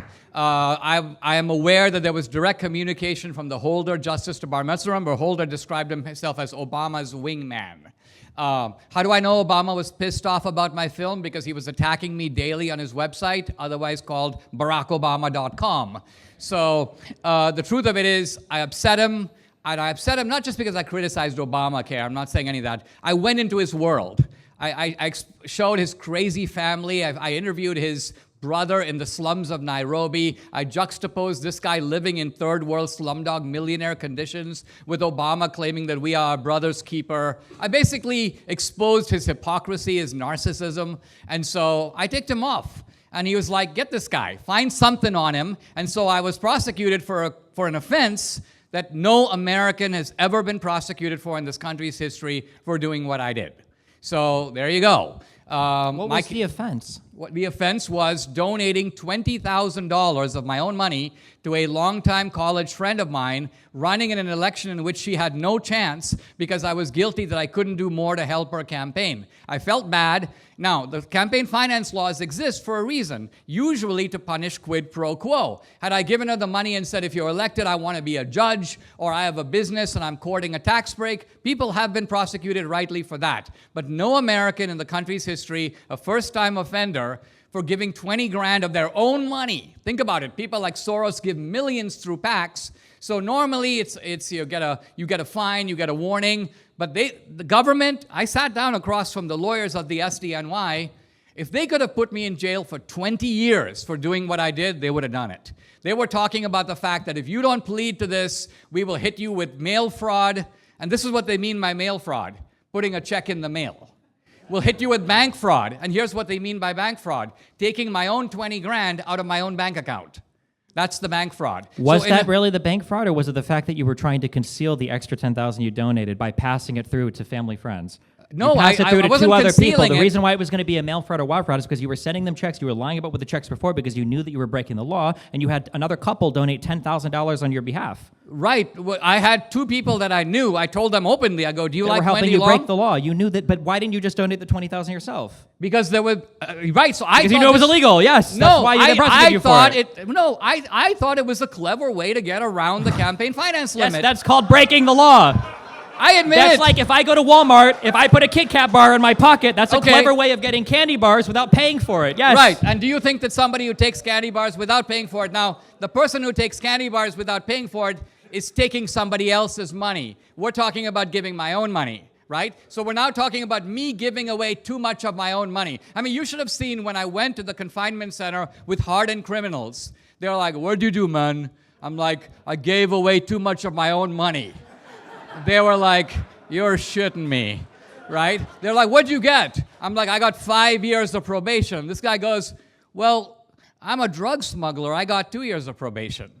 You know, in other words, he should have waited to do it until Trump was in office, and then Trump could have just pardoned him like he seems to do with all of his criminal friends. Regardless, you can sit here and make Well, jokes what I'm about it. If you saying don't is, like the law, that's fine. But there was a campaign finance law that Yes. limits you to $5,000 for an individual contribution, $10,000 for couples. Correct. And you tried to get around that law. Now, as for a quid pro quo, you don't necessarily have to allege that. But the allegation was that the group of friends that you were hanging out in, you mentioned that film about Obama, one of the people that was hanging out in that group of friends that was friends with the politician running that you had managed to illegally donate through a roundabout way, an extra $10,000 to, that person that was in that group of people was one of the primary funders of that film that you made about Obama. Now, I'm not saying that That's Obama went because after Wendy you and because I of the have friends primary in funding of the film or common. whatever. We came out But of I'm saying you very darkness clearly and together. openly broke a law that you knew was a law. You saying here that you were trying I'm- to cleverly I'm get not around it saying- demonstrates the mens rea, the criminal intent to get around a law that you knew existed, and you knew this because you'd served on, like, I think it was it was like the campaign finance board or whatever for that, either that same friend or a prior election, so you knew what these laws were. So I mean, you could try to pretend that All right. like it was a whatever thing, but I'm I mean, not like, you knew you were saying- breaking the law. You I got wanna- prosecuted I for wanna it. give I Dinesh a knew, chance to I respond, knew and I then- was trying to get around the law, and I was willing to take any punishment.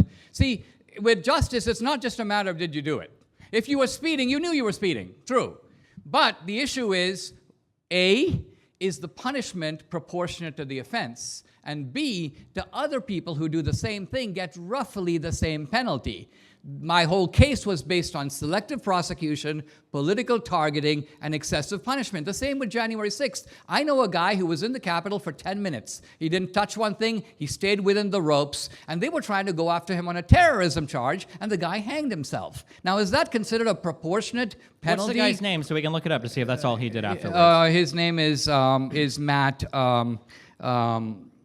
Do you guys remember his name? His Every single time you Oh, guys Matt, give one of his these name people- is Matthew Perna. Look him Okay, up. well, look him up, because every time you guys give one of these people, he was there for 10 minutes, he didn't do anything. I look him up, and they're like the most deranged people that were No. at the Capitol. They're hanging Look from him the up. rafters, they're running Look him around up right now. screaming, they're attacking people. Yeah, we'll look him up. Yeah, look him up.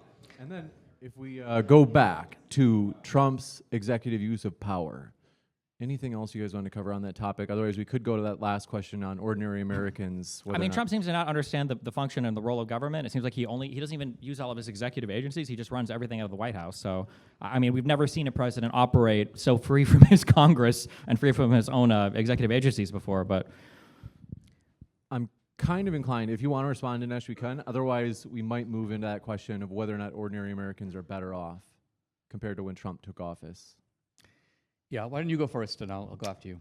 yeah, I mean, the economy has been, I think, largely buoyed by a lot of the AI and tech stuff, at least insofar as like our 401ks are concerned. So if you have any investment there, you see that number go up. But in terms of the affordability for things around the United States, I don't think Trump has done much to help us at all. I think the whole Iranian war thing has led to an increase in what energy prices would be otherwise. I think that even for this AI tech industry, the White House has shown that it's woefully incompetent when it comes to actually regulating or giving guidelines to that environment for how they should work. We just recently saw this huge turmoil where they're selectively telling certain companies that they can't publish new models or not.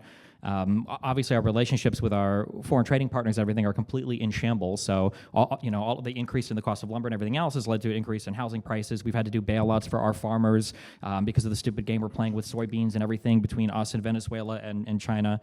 I mean, it's been a disaster in almost every single measurable way. But I'm sure you're about to tell me why all of that is not true, and there's a good Trump economy right around the corner. Yeah. Well, I mean, it's striking to me that when the question is very direct and personal, like, are you better off? This was the Reagan question. Are you better off than you were 4 years ago? It is peculiar to answer that question by saying things like, well, our trade deals are out of whack. It's more reasonable to answer this way. Under Biden and Harris, I didn't really have normal free speech rights, which means that on the normal platforms where you get to speak, you would be crushed. And it's not just me. Any ordinary American, millions of people were deplatformed, And the deplatforming was the start of it. Once they deplatform you, leftist sedition hunters and other people would call your employer and try to get you fired. They would try to ruin you in public. They would try to destroy your reputation in your neighborhood. And your crime was something like, I'm representing Trump, or I posted something on Twitter. And this was enough. So this gives you an idea of the deranged people that were in our government and allied with our government who were doing this to us. If you go down just a simple, basic list of the Bill of Rights, you didn't have the right to free speech. You didn't have the right to free assembly. Your vote was being canceled out or diluted by illegals and cheaters voting on your behalf. Essentially, you didn't have a right to freedom of religion because your church was shut down under COVID, and while bars and other places were left open. So by and large, what I'm saying is, even in terms of your ordinary life, you were living in an environment where you were under scrutiny with the chance that the state would crush you. This is George Orwell, a boot stamping on your face. And we felt it, and we don't have it now. So in this decisive respect, we're better off than we were before. And this is not something that is abstract about Iran, about trade deals. This affects your everyday life, your basic freedoms, and mine. I didn't hear anything about Trump making us better off there. Is that... I missed the part. I might have missed it. Were the Trump made us better off, or? We are better off economically. I mean, don't you think that a system in which you let in millions of illegals, not only do you it's bad enough to let them in. And by the way, the letting them in was deliberate. The Biden administration had put the word out, I know this from Venezuela in particular, Biden wants you to come. If you come to America, they will have a job for you, they will have home subsidies for you, you'll get a car. All of this may not be true, but they were putting the word out. How do you think those caravans were coming thousands of miles and showing up at our border? You think people know how to start off in Honduras and travel? How do they get health care? Who gives them food? Who gives them maps? Who shows them how to go through other countries? The left had set up a facilitating network for all these people to come. You don't think these people, when they come here, are going to come... How hard you go north? Get in a car or walk. What do you mean? How hard is it to go from in another south country? How do you to go north? through? Mexico doesn't allow you normally to come into their country. But Mexico was moving these people through because Mexico realized they're not here to come to Mexico. Man, I really look forward to the criminal prosecutions. Notice how all of these horrible things are happening all the time. And you deny they were happening? We never. Where are the criminal prosecutions? There was a coordinated effort between the United States and all these other countries to shuffle caravans of immigrants to their... Yes, I deny that was happening. Yes. You deny... Yes, and if it's not, show me the charge. Okay, let me ask you this. Just like all the corruption charges that we never saw, just like the Hunter Biden Burisma charges that we never saw, just like the voting fraud thing that we never saw. We have all these grand stories that conservatives give, and they never, ever, ever amount to anything. And when it finally comes time to cash out any of these things in any measurable way, the conservatives always have pie on their face. Doge was a total and complete failure. The immigration, mass deportation stuff never happened. Americans hate ICE. They run around, they kill U.S. citizens, and then they have to be whisked away by federal officers before any accountability. We give them $90 billion, more than most militaries on the planet have to actually spend, and we've got nothing to show for it. They said 40 million illegals were here. You claim that was a lie. They said that 3 million have been deported. I bet you don't claim that's a lie. What am I supposed to believe at the end of the day when I have story after story after story, and history disagrees with every point you make, and I have no charges in front of me to actually show for any of the claims that you're making? All right. You saw with your own eyes, as I did, oh my God, a large caravans of hundreds, if not thousands of people moving together. How do you create a caravan, by the way? How do you create these caravans? They're moving over vast land distances. In fact, you can see them coming from 100 or even 1,000 miles away. You've seen this on social media videos. The videos exist. Number two, you notice that there are UN organizations, Catholic charities, innumerable NGOs facilitating these organizations because it's money making for them. When they come here, every illegal is then they build the government. Schools love it because they get students. My wife, who taught bilingual, says that there's common practice, for example, to take Mexican American kids who speak English and pretend like they can't speak English to put them into bilingual programs so they get bilingual funding. This is what I talked about at the beginning. Our country is being ripped off at a massive scale. Now, the Europeans are in on it. The international organizations are in on it. The NGOs benefit from it. His only response is, I see the caravans, They're all outside the country. Who are you really going to prosecute? People are funding these people and giving them maps because they know that there's a system to be scammed at the border. And then the Biden administration tells the border control guys, you have to let them in. Just give them a court date, even if it's 2 years from now. Let them in the country where we can't find them ever again. They may or may not show up for the court date. All of this is going on openly with U.S. government collaboration. And now he's like, where are the charges? If I don't see a charge, it didn't happen. Really? That's not how these rackets work. These rackets work where... What do we elect Trump for, to drain the swamp then? If you're going to tell me at the end of the day none of this stuff can be found or prosecuted or charged or anything. Have you seen any caravans since Trump took office? Nobody wants to come to the United States since Trump took office. Thank you. Okay. Thank you.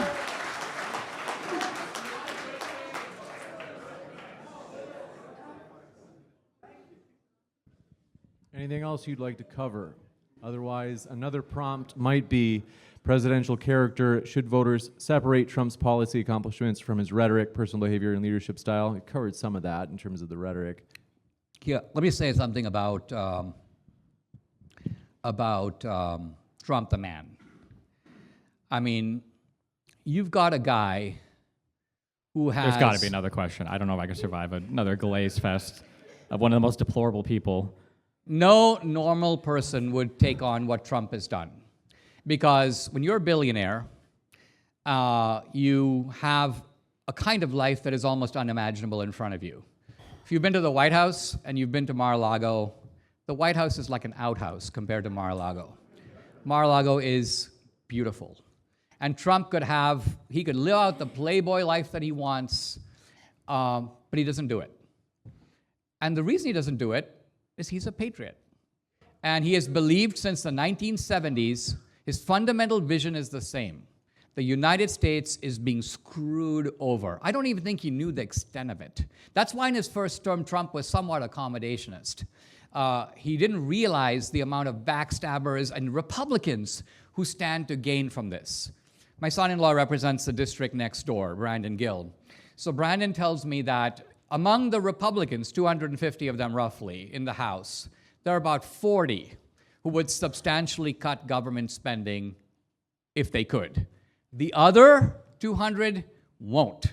Why? Because they too want to be reelected. They benefit from increased government spending. They want to bribe their voters no less than the Democrats. So Trump is up against it. He's about the only guy who doesn't need the money. Notice that all these politicians like Obama, they're dead broke. Obama never held a real job. The guy was a community organizer, i.e. essentially a professional bum.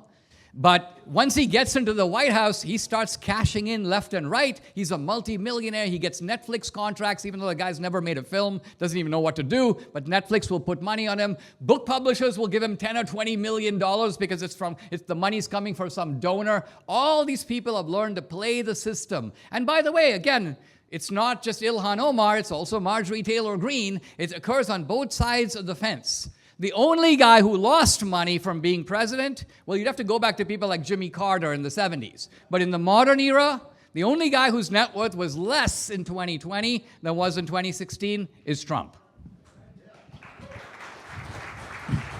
So we have the wonderful stories, but the numbers disagree. So my question would be, how do you square all of what you just said away with the fact that in the first year and a half of Trump's presidency, he enriched himself by more than the growth of every single person in Congress's all of their portfolios combined? How do you do that? With crypto scams and by cutting deals with people in other countries by abusing his office as the presidency. Okay, so okay, let's go through those one by one. For instance, yeah, the crypto. So a crypto scam, hold on. Don't you think it's weird that a person can anonymously basically send a ton of money to the president and there's no way for us to even know who that is? Isn't that kind of a weird thing? Maybe not good? Hold on. Let me talk about crypto and then let's talk about the foreign governments. Let's talk about the crypto, in my opinion, most of it is a scam. Not Bitcoin, but a lot of crypto. Trump, I don't even know if he fully understands crypto, because from what I've heard him say, when he speaks at the Bitcoin conference, Trump will say things like, I hear it keeps going up, who the hell knows?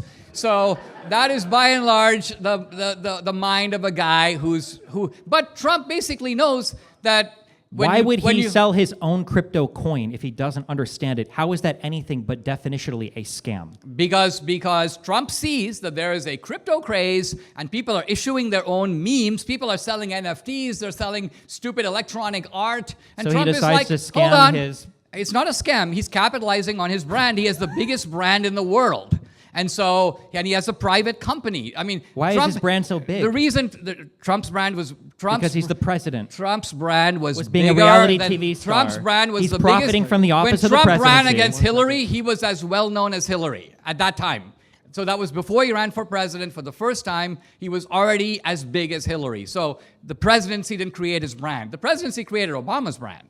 Obama was a nobody until he ran. Obama didn't sell a crypto coin. No, Obama's basically just selling this monstrosity of a library, which I think is by and large a reflection of his inner soul. If you take a good hard As look at it, opposed to the $400 million Qatari jet that's going to be... How would we have felt about Biden or any of the Clintons or any of the Obamas flying around in a $500 million Qatari jet? Is the Qatari jet the property of Trump or the U.S. government? It's debated, I guess, where that goes to after his No, presidency it's not is over. debated. After where it goes to after, in terms of Trump's presidential library, of course that's debated right now. And it doesn't matter who it goes to afterwards. You guys would have collectively lost your minds if Hillary or if Bill or if any Democrat was flying around in a $500 million Qatari jet that they got in exchange for letting them build a base to practice in Idaho or Montana or whatever. You guys would have lost your minds over it. Of course you would have. I don't understand why ignorance can be an excuse here for Donald Trump creating a crypto coin that's lost like 98% of its value since its inception that allows him to anonymously take money from people that we don't know who they are. It doesn't bother you that the president of the United States could get a $5 million crypto buy from some dude and you wouldn't know who it is or that it's even happened? Look, I support. Okay, There's yes or no? Would that legislation. yes or no? There's Just legislation what is it- underway. Would that bother you? Just from Dinesh. There's legislation out there now. With, Would it bother- does that hold bother on, you? that the Just Republicans your- are pushing that will prevent public officials from issuing their own coins. I think Trump got out early in this whole thing. Frankly, I don't even think it was Trump. It is true, there are a lot of hucksters around Trump, and some of them are actually extended members of his own family. I agree. Trump is not the first guy, by the way, to have a son or a nephew who's trying to make money off of the presidency. The real issue in these situations is very often, what are you selling for it? So, for example, what was Biden doing? What the Biden people were doing were collecting money in return for something really specific, which is letting Burisma off the hook in Ukraine. That's why Biden wanted to get that prosecutor fired, because he was being paid to make that happen. Where are the charges for that? Well, I mean, Trump tried to charge him and got impeached for it. So nothing came out from this. And the guy that even started that rumor, Nope. that myth of that pay for play, ended up admitting that he lied to the FBI over all of it. So none of that is true, Biden which is is on nice. tape That's why they saying, spent "I so wanted long to get the investigating Hunter Biden and they SOB found nothing." fired. But secondly, I want to ask that question again. Does it bother you that somebody could anonymously give the president of the United States millions of dollars and you'd have no way of knowing about it?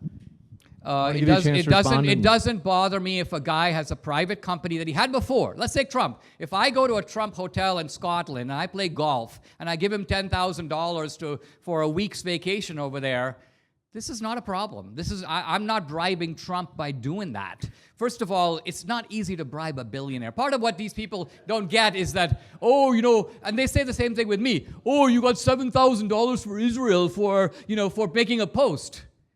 I mean, I have donated $300,000 to biblical archaeology in Israel over the past 3 years. You think I can be bought with a $7,000 post? I mean, given that this guy sells literally every single thing he gets his hands on, there's Trump Bibles, there's Trump pieces of suits that he's worn when he's gotten shot at, there's Trump trading cards, there's Trump, I wouldn't be surprised if there are Trump toupees by now. But so just to be clear, if the next Democratic president comes into office and this guy has a business and that business starts dramatically outperforming what it was doing before as a result of him being the president, you're not going to complain about that. You're going, no, well, just like how Trump had a crypto coin and he was making a ton of money, I have no problem with a Democrat doing the same. I want to give Dinesh a chance, and then we have to go into the Q&A.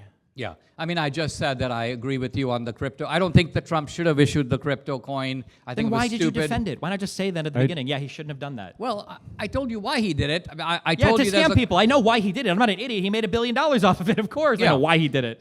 Trump, look, there's a lot of Trumpsters who will buy Trump merchandise. I mean, I bought some Trump merchandise. I went to Trump's place there you go. I went to Trump's place in Bedford. I saw some really cool golf shirts. I bought a couple of them. But it doesn't necessarily mean people like the idea of being associated with Trump. Trump is in a weird position where even though he's the representative of a movement, he also has this kind of larger-than-life personal brand. We call that in the business, we call that a conflict of interest. It's a conflict of interest, but it's an unavoidable conflict of interest. It's super avoidable. You could just divest from your companies and not work hand in hand with your son-in-law or your children when you're doing foreign policy or when you're doing engagements with other parts of the world. Trump in fact does have nothing to do with those companies which are being run by Eric Trump. It was Donald Trump Jr. and some of the other guys who went into the crypto lane. And Donald Trump Jr. has always kind of been he's always been looking for ways to create businesses related. So yes, am I comfortable with all that? No, that's a whole different issue. But what I'm saying is this has nothing to Trump. Trump is a little too busy to sit around monitoring his crypto performance. But that's not true because Witkov is literally a huge part of the world fight, the Global Liberty Financial, whatever, and he sends him to other countries to go negotiate stuff. I hate to do it just because it's been a great conversation. Thank you very much, gentlemen. We're going to go into the Q&A.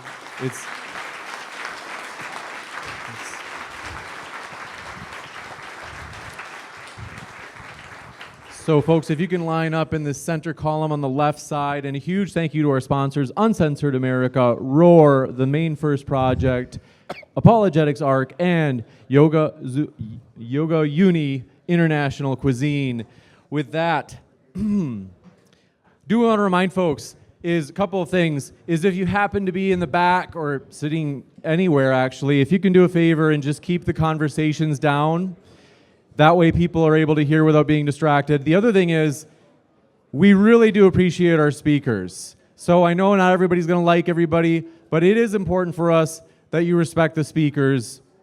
We want them to feel welcome. With that, folks, I want to remind you, if you can do me a favor, keep down the chat in the back. Come on up. Mitch, happy to have your question.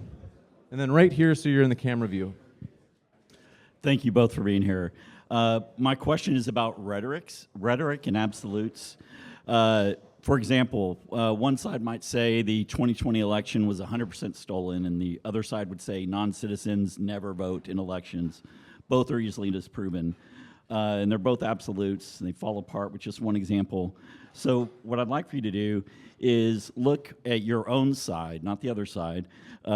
Give an example of where your own side is making something that you know is not 100% true, and how that's harming the credibility of your own side. Dusty, do you mind to start? I don't know. This is kind of along those lines. I think voter ID is fine. Other countries do it. I think that I think the Democrats should bite the bullet on it. It takes away an easy talking point from conservatives. You just pair that with the idea that it should be like nationally funded. So as long as there's a way to get like easy access to a voter ID, I don't necessarily, or to any kind of like national level ID, I don't think there's a huge problem with that. That would be a thing I would say they should just give on. Yeah. I think that very often on our side, there is a conspiratorial mindset. Obama's born in Kenya. Frankly, even if Obama were born in Kenya, which he wasn't, but if he was, his mom's an American. His mom is an American citizen. So, but the reason people say that is because they smell something foreign or anti-American about Obama. That's why they say, that's where the conspiracy originates. So it's mistaken. It puts people down the wrong path. I wrote a whole book and made a film on Obama to say, no, it's not that he was born outside America. He just doesn't like America, or at least traditional America. I would say more recently, even on voter fraud, I mean, the reason my film, 2,000 Mules, didn't come out for 2 years is because I found all the claims of voter fraud that I had heard in 2020 unsatisfactory. I couldn't prove any of them. And so I was like, these are like troubling indications and suspicious, but that suspicion doesn't equal fraud. You actually need some mechanism to track it. That's why I became excited when I met True the Vote, the geo-tracking, etc. But what I'm getting at, it's important for our side. And we see it now, for example, there's a lot of conspiratorial claims around Israel. I mean, Candace Owens is a whole different matter. I mean, she's running her own, essentially, online midget bowling performance. And it's very entertaining. So I know why people are, but not a single fact that she uncovers is true. So, and she has this amazing ability to say something as if it's true. Charlie was killed with an exploding microphone. 4 weeks later, she just drops it and starts discussing, like, where's the bullet? Did it go through his head or not? And suddenly she's got all her supporters focused on the bullet. Wait, I didn't think a bullet had anything to do with it. I don't think you said a bullet never even hit Charlie. It was an exploding microphone. So all this kind of, like, bullshit, we have to deal with it on our side, and we have to correct it on our own side. And we do have a responsibility to do that. Friendly reminder, if you guys are chatting, do a favor. Please do step out of the room just so nobody is distracted during the Q&A. So gentlemen standing near the door, hey guys standing near the door, if you're chatting, we need you to just keep it down. If you can do a favor, just step outside the room and chat. Go ahead. My name's Eric. This is for Destiny. You said that Trump didn't sign any trade deals, but he signed a ton of them. Oh, trade deals. Yeah, you said he had signed. So why did you lie about that? I'm not familiar with any trade deals the United States has signed. You don't remember Japan or UK or Argentina, Guatemala, Indonesia, Vietnam, South Korea? Yeah. So when somebody Southeast Asia. Yeah. So no. So a trade deal is like a just didn't comprehensive, happen. like market-wide thing where you have an agreement on how you're going to do trade. Saying that like we're going to change our tariffs from 10 to 50%, that's not a trade deal. Well, I don't think you can just make up the new term of a trade deal. A trade deal is any deal that you make that has to do with trade. No, right? that's not true. So it's only based on what you think a trade deal is. It's based on the common understanding of the word. If somebody says, did you get an education? And you say yes, and then you find out that you'd spent like 20 years in the forest like reading tea leaves, people say, well, it's probably not an education. I go, So what is an education to you? Going to school? Did the UK not say themselves it was a trade deal? I'm sure Starmer maybe said it, but a trade deal is not just Okay. wiggling a tariff up or down by 5 points. That's not a trade deal. Yeah. No, I'm good. Okay. That was me. Hey, gentlemen. Great to meet you in person. Quick preface for this. I voted for Trump every time he ran in office. Grew up watching The Apprentice. Loved his book. I have my original MAGA hat from like the first 2016 run he was at. Love the guy. I didn't care about his rough edges. I wish I could drink the Kool-Aid. And there's multiple issues that I voted for him to do that he just did not follow through on. One most important. And we talked about no forever wars. That was the whole thing. No more wars. We're in a war with Iran. You can argue over why. I think it's because Israel dragged us into it, but we can save that for tonight. The economy, everything has doubled. Groceries, housing, insurance, it's unaffordable, right? And we could argue about that, but that's how it is. It's not good. Yes, sir. The Epstein files. He said he was going to drain the swamp. And all these other arguments you can point fingers, you can delegate blame, but he had the decision to protect pedophiles, cannibals, rapists. How do you justify that? I think that with Epstein, as with the 2020 election, what happened in the Trump administration is right away a major fight erupted in which there were two camps. One camp said, this is in the rear view mirror. Yeah, they stole the election, but is that our top priority right now? Are we in the presidency where we have the power to do 20 things? Should it be captive to us now trying to figure out what happened in 2020 when you're back in the Oval Office? This camp has prevailed, which is why there's been so little done about election fraud. I'm super mad about it.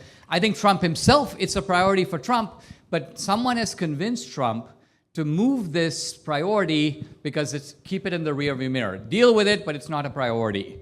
Epstein, if you remember, the Epstein cases go back to the early 2000s. They have nothing to do with Trump. They're way in the rearview mirror. And the Democrats who have had control of all these files, first in Florida and then in DC, I think Trump was basically like, I don't know the extent of the deep state. I don't know who's been screwing with these files. I don't know who's been altering these files. I don't know what the hell is going on here. So either you want me to focus my attention in getting to the bottom of what this guy, this blackmailer, this guy who ran this ring of either you want me to focus on that, or you want me to focus on running the country. So I think I don't agree with either of these two decisions, to be honest. If it were me, I would have appointed a special prosecutor on Epstein. I would have appointed a special prosecutor on election fraud. I would empower them to go full speed ahead. and I would have had them go for it. Regardless of fraud, you have something that is objectively evil, left or right, and you have the documents with only names censored, with heads of state that got convicted, you have oligarchs, you have these big people that he's working with where he's openly said, oh, my friends are going to get hurt. I don't want this to come out because of that. He's protecting evil at the highest peak of evil. And that's like, it is such an objective right and wrong. It's not like, oh, this is like a lower quality thing. No, these are people that are running our country, that are raping kids. Is like, yeah, that's it. That's all it is. So, Yeah, I mean, I think the real question here is, was there the ability to expose these people, to prosecute them? Yeah, and I think there clearly was the ability to do the first, even if not the second. Even if the statute of limitations is passed. Like initially when this Epstein stuff came out, I said, look, maybe Trump is right, maybe this stuff has been meddled with. But the moment I saw names coming out, Prince Andrew, all these guys, I'm like, you know what? More of that. We actually do need to know who these people are. And by the way, you know, one of the kingpins of this whole thing is Bill Clinton. I don't know if you saw the Netflix special where they were interviewing the caretaker of the island. And this person was like completely familiar with Bill Clinton. He was like a regular on the island. So we're not just talking about the fact that he knew Epstein, he flew on Epstein's plane. Bill Clinton was a regular on the island. But look at the way that man is protected to this day. There are no articles on him. They leave him alone about it. You would think he couldn't step out of his house without being hounded about it. And that tells you that a lot of people in the media are either in on it or okay with it. And just factually speaking, Bill Clinton was deposed over the Epstein stuff. Donald Trump did not sit for a deposition on it. I don't think anybody around him has. Just saying, the facts don't support anything you just said. But well, nothing you said doesn't contradict anything I said. Why wouldn't Trump sit for a deposition? Why wouldn't Trump talk on? I didn't address the deposition. So you bring up the deposition and then you claim that I've lied or misstated something when I didn't talk about the deposition. Where are the charges against him if he was involved in malfeasance? There's not a single shred of evidence that Trump was involved in any malfeasance. Yeah, but he hasn't sat for a deposition then. Why doesn't he? Maybe because he's aware that he got, this is the guy who has had false charges. Oh my God. Oh yeah, this woman says I raped her at Bergdorf Goodman in the dressing room. Really? So now he can't engage with the legal system at all. Okay. Our legal system has a lot of problems. I can tell you firsthand. I've been in a confinement center where I've looked at case files of people who asked me to help them draft appeals. You can see the shit that goes on in our legal system where prosecutors target people. They will charge a doctor with administering illegal pain medicine because they find one witness who says, oh yeah, I didn't really need this medicine, but he gave it to me. They will then tell the doctor, we will destroy your family. We will put you in jail for 10 years. You'll never practice medicine again unless you agree to pay a $100,000 fine and serve 6 months in a confinement center. Sign here and you can get your life back. And they do this stuff all the time. It's true. All right. My name's Ben. I want to thank both of you gentlemen for coming. This question is first for Destiny, and then Dinesh, you can answer after. So I lived in the state of Washington during 2020. You brought up January 6th, and my main question is the hypocrisy of focusing on January 6th and the hard time that people had to do when Antifa and BLM and burning down the streets, throwing things in the Supreme Courthouse in Portland, burning everything downtown in my town where I lived in Olympia. Why are those minimized and January 6th is seen as horrible? I don't think they're minimized at all. I think there were like 20,000 different prosecutions for people that were involved in riot-related violence, and conservatives will literally bring it up every single day. So I don't know how you're saying they're minimized. I mean, obviously at the time, some Democrats, people, if they see a riot that favors them, then they like it. If they see a riot that's against them, they don't like it. I thought that the rioting stuff was not good. I'm famously on record for saying the rioting stuff was not good. And I mean, Biden to come into the White House and Kamala both had to say that we can't have riots, we can't have violence in the streets. That's not acceptable. The reason why the J6 stuff I think is seen as so much more deplorable is because what I just said about the riots, they will never say about January 6th. They will say that it was either an FBI operation. They will say it was Antifa undercover the entire time. They'll say the people there didn't actually do anything bad at all, and if they did, it was just ray-ups like people or whatever. Like, there's a million reasons to explain it. And the January 6th thing was all built off of this conspiracy that Donald Trump started that the 2020 election was rigged with absolutely no evidence. So I think that's why people see it as a bit more exceptional. But I mean, like all the BLM rioting stuff and everything too. You said you were from Washington. I think the whole Chaz thing was fucking crazy. And nobody even talks about that much. But yeah, I mean, like I could be critical of both sides, but Republicans are never critical of their own. So, Thank you. Dinesh, the same question. The January 6th guys were in a public building for, by and large, an hour or two. Some people got into massive fights with the cops, and those people deserve to be prosecuted. But even in those cases, those people were over-prosecuted because there are some cases where cops instigate violence, and they instigate violence by doing something like firing a flashbang at a woman and a kid, and some guy jumps in the middle of it and tries to block the cop, and then they go, he's assaulting a cop. No, he's not assaulting a cop. He's actually protecting the woman and the kid. A woman, Roseanne Boylan, got trampled to death in that melee, and she was beaten mercilessly by a Capitol Hill police officer on video. There was an attempt. 6th? Roseanne Boylan. is this the one who died of a meth overdose? No, she didn't have a meth overdose, or whether she had some drug problems, I don't know. But you can see her on video being hit with a truncheon by a woman named Lisa something repeatedly on her back and on her head. So I'm sure that didn't help. There are people who burned St. John's Church, leftists. They occupied the Portland courthouse. I mean, they were running Portland. They created a no-go zone. They told the cops, we're ruling this place. You stay out. I mean, they essentially, this was almost an occupation of a part of our country, and it was allowed to happen for like a year. So there is no proportionality here. The left supports these people. They bankroll them. Kamala Harris raised bail money for them. So the complicity of the left in promoting its own thugs, notice that when they have these Antifa guys, there are like bricks and things to throw that are provided for them. If you go into an Antifa tent, and I've seen reporters do that, there's food available. Everybody's ordering DoorDash. There's a whole infrastructure for Antifa. The remarkable thing about these January 6 guys is these guys were truly the down and out of America who had no voice, and this is all they knew how to do, and they did something really stupid not knowing the system. They would say things like, you know, it's July 4th, or it's like, it's the people's house. You can't do this kind of stuff. They didn't even know that.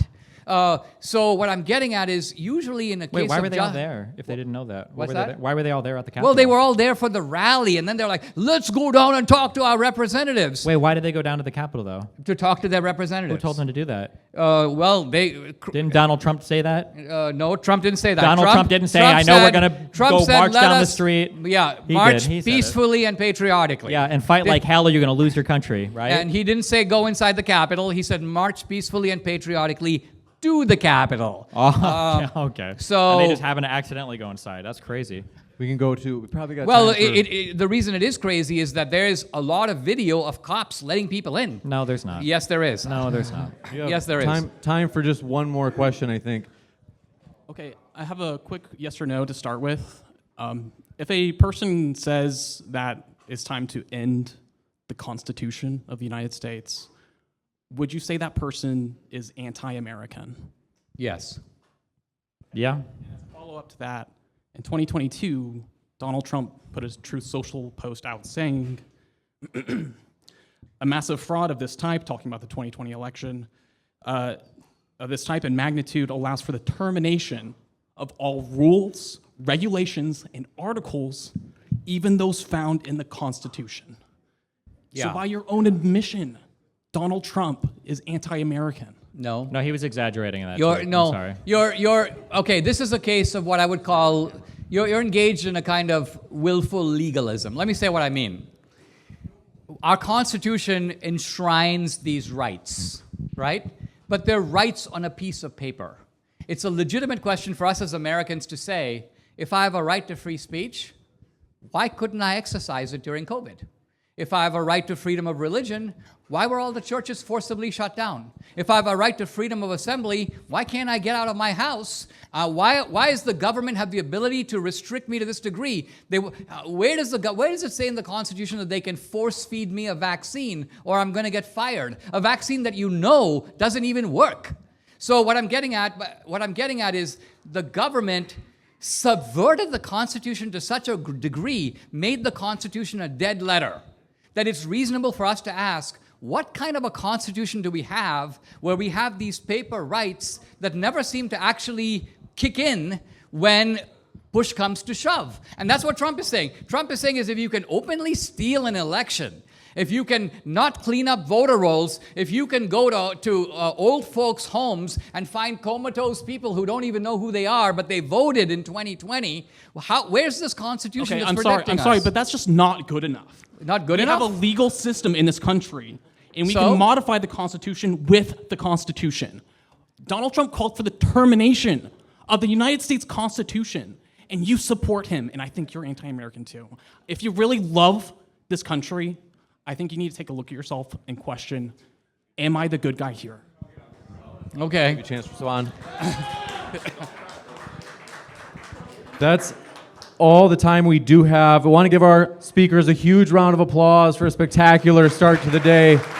It's amazing. Thank you guys so much. Special thanks to our sponsors, Maine First Project, Revival of the Anointed's Rule, Uncensored America, Patrick O'Neill, Ark Apologetics, Yonaguni International Cuisine, and SDA. Special thanks to our sponsor, Maine First Project, fighting to put Mainers first. Check out mainefirstproject.org. Huge thanks to Revival of the Anointed's Rule, equipping Christians to fight for biblical values through policy victories. Check out revivetheroar.org. Special thanks to our sponsor, Uncensored America. Want to host a controversial speaker on your college campus? Start a chapter now on your campus at uncensoredamerica.us. Huge thanks to our sponsor, Apologetics Ark. Check out their app today by downloading it. 1 Peter 3:15 says, always be ready to give a defense. Huge thank you to our sponsor, Yonaguni International Cuisine of Aguadilla, Puerto Rico. Check them out on your next trip. Special thanks to our stage sponsor, SDA.